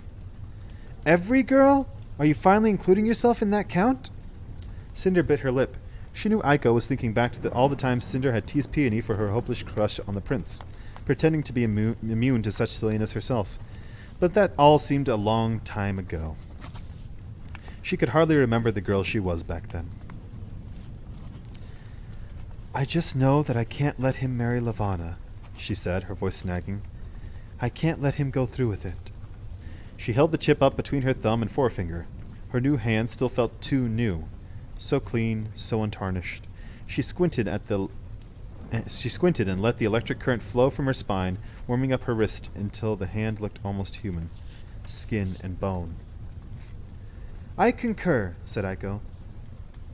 So what are you going to do? Cinder gulped and let the glamour change. The flesh of her hand became metal again. Not flawless titanium, but plain steel. Battered with age, grime, caked into the crevices. A little too small, a little too stiff.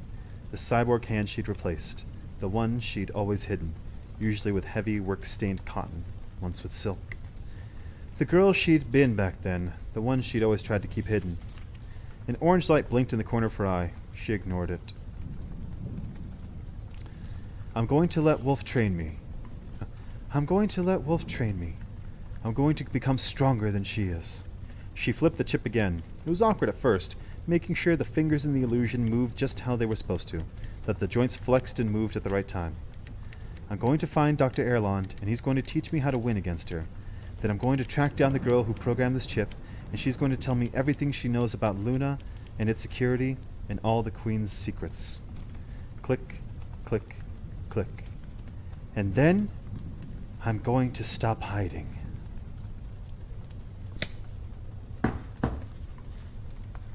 That's it. That's Scarlet. Oh, okay. Okay. There's acknowledgments. I'm going to read that. Or at least look through if it's worth reading. Acknowledgments. So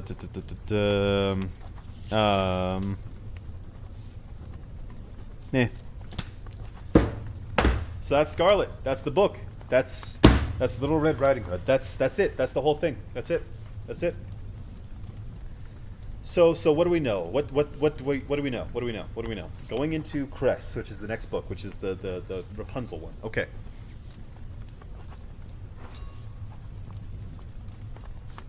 All right. Okay. Okay. Ow. Freaking thumb cut hurts. So.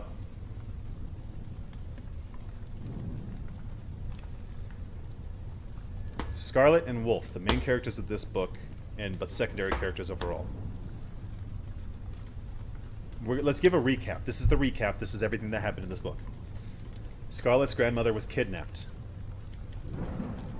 Scarlet runs into Wolf. Wolf is given the task of bringing Scarlet to the wolf pack that was hiding in Paris. The same wolf. He was part of the same pack that took Scarlet's grandma. Excuse me. Wolf betrayed Scarlet, and then came back round. Scarlet fell in love with Wolf because he was the only one that was willing to hear her out and help find her grandma. Along the way, Wolf fought his brother Ron, and then when they got to the wolf pack, he betrayed her, revealed himself to be a special operative, and fell under their control.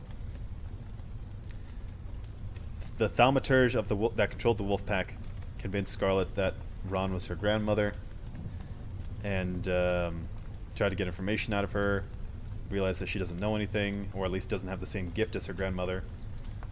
We'll get to that in a second. And then was imprisoned. Wolf tried to help her and gave her an ID chip so she could leave and run away. Scarlet found her grandmother. Her grandmother died. Ron killed her and bit into her neck and snapped her neck or whatever. Scarlet tried to escape. Wolf came back and fought and killed Ron to keep Scarlet safe.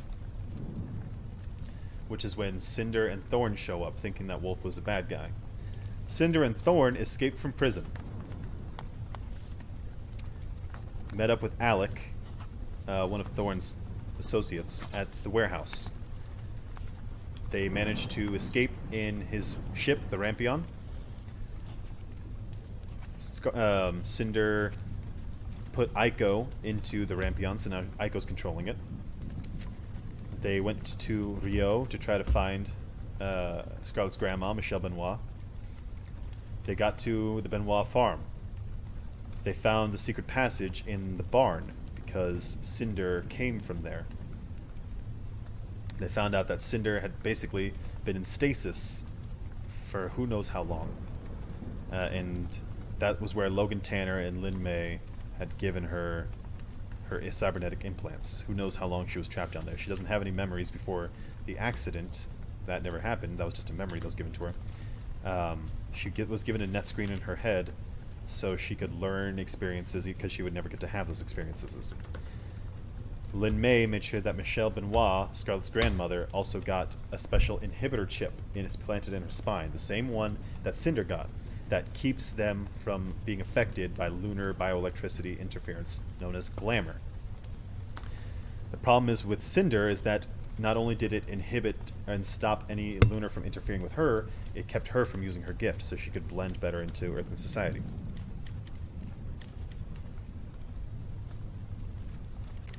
After that, Cinder and Thorn try to go to a shop to get a power cell for the Rampion because they were almost out of power.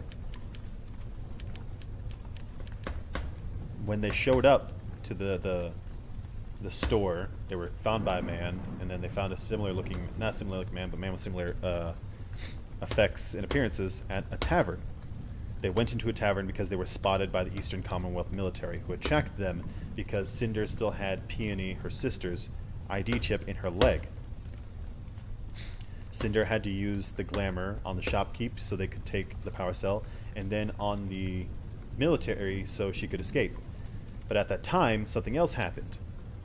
Queen Lavanna had ordered an attack on the planet. Hidden wolf operatives all around the globe were to begin attacking at midnight, which is when the attack happened. A wolf man that was in the tavern had attacked, killing the military officers, and Cinder had to use a knockout dart and the glamour and a variety of things as a big battle to dispose of the lunar operative, the Wolfman.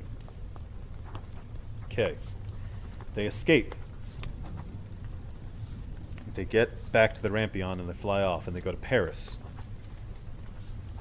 They also found out at the farm that Michelle Benoit wasn't there. Her ID chip was left behind, so they couldn't track her. But then they found out about Scarlet, her granddaughter. So they leave Rio in the Rampion that has a new power cell and fly to Paris to find Scarlet. All the while, Prince Kai is having the military try and find a Cinder to hand her over to Queen Lavanna so she wouldn't attack Earth. Kai found out about Cinder having Peony's ID chip through Audrey and Pearl because Audrey's a bitch. Kai was not able to find Cinder in time, forcing Levana to start the attack. Kai, knowing that he wouldn't be able to find Cinder and he wanted to stop all the unnecessary bloodshed, offered to give Levana what she wanted, a marriage alliance that would make her queen of the Commonwealth. Which then in turn would open the door for her to do a full Earth invasion and take over the planet. Cinder and Thorn meet up with Scarlet. In Paris, Cinder shoots Wolf with a knockout dart, a tranquilizer dart, thinking that he was a bad guy. They try getting Wolf onto the Rampion, only to be surrounded by 7 lunar operatives and a thaumaturge. Cinder, because she's Princess Celine, was able to use... we skipped over a part. Scarlet's grandma died. I don't know if I said that. Anyway. 7 lunar operatives and a thaumaturge. Cinder, because she's Princess Celine and her glamour is stronger than anyone else's, even stronger, believably, than Queen Levana's, she was able to control one of the lunar operatives to get him to put Wolf on the ship, and as well as Thorn. Thorn, who she had to knock out because the thaumaturge got him to pull a gun to kill Cinder. They managed to kill the thaumaturge and escape. When they're on the ship, they see Kai do the press conference to say, I'm going to marry Queen Levana to stop all this. Scarlet is mad at Cinder, thinking that she hasn't been doing anything, thinking that she knew that she was Princess Celine. Cinder admits to everyone. Thorn and Wolf didn't know. She only just barely met Wolf, so that made sense, but she didn't let Thorn know because she didn't trust him at the time. Let them all know that she's Princess Celine and she plans to do something about this. Or that she doesn't know what she wants to do about all this. Scarlet's mad. She's like, no, my grandma didn't die in vain. She died protecting you. You need to do something. Do what you were supposed to do. Wolf says, hey, you can practice on me. I already know what the Lunars do. This is the whole thing. I can teach you. Maybe not to the best, but this is a chance for you to learn and practice your skills.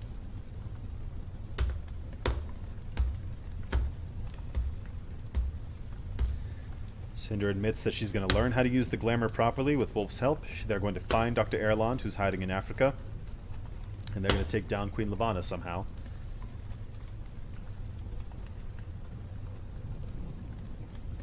We don't hear from Cress, not even once in this whole book. I would have thought that she would have at least one word, one line, whatever.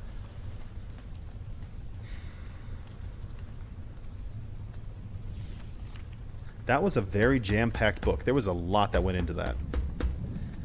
And I'm like, not mentally fatigued from all this information, but I'm just like, that was a hell of an adventure. Twists and turns and the friends we made along the way. So now the Rampion has a technically 5-man crew. Cinder, who is Princess Celine, Captain Carswell Thorn, Wolf, also known as Zaev Kesley, lunar operative, now turned good guy, and Scarlet Benoit, granddaughter of Michelle Benoit, who helps smuggle Princess Celine into this onto the planet, and also a quarter lunar herself. So maybe they'll do something with that. Maybe they won't. I don't know. They're going to go to Africa, and they're going to stop the Moon Queen from taking over the planet.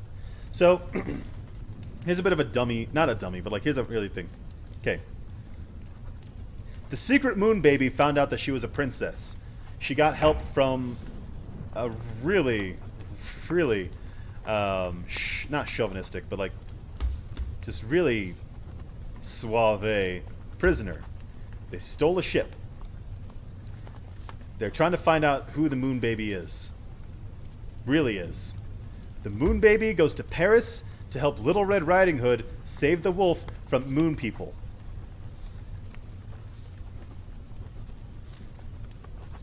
Little Red Riding Hood's grandma was kidnapped and killed by wolfmen from the moon. And now all 4 of them are in space and are going to go to Africa to stop and possibly kill the Moon Queen before she can marry the Asian Emperor in less than a month's time. So she can't take over the planet. Hope that was real descriptive for you guys. I'll catch you in the next one.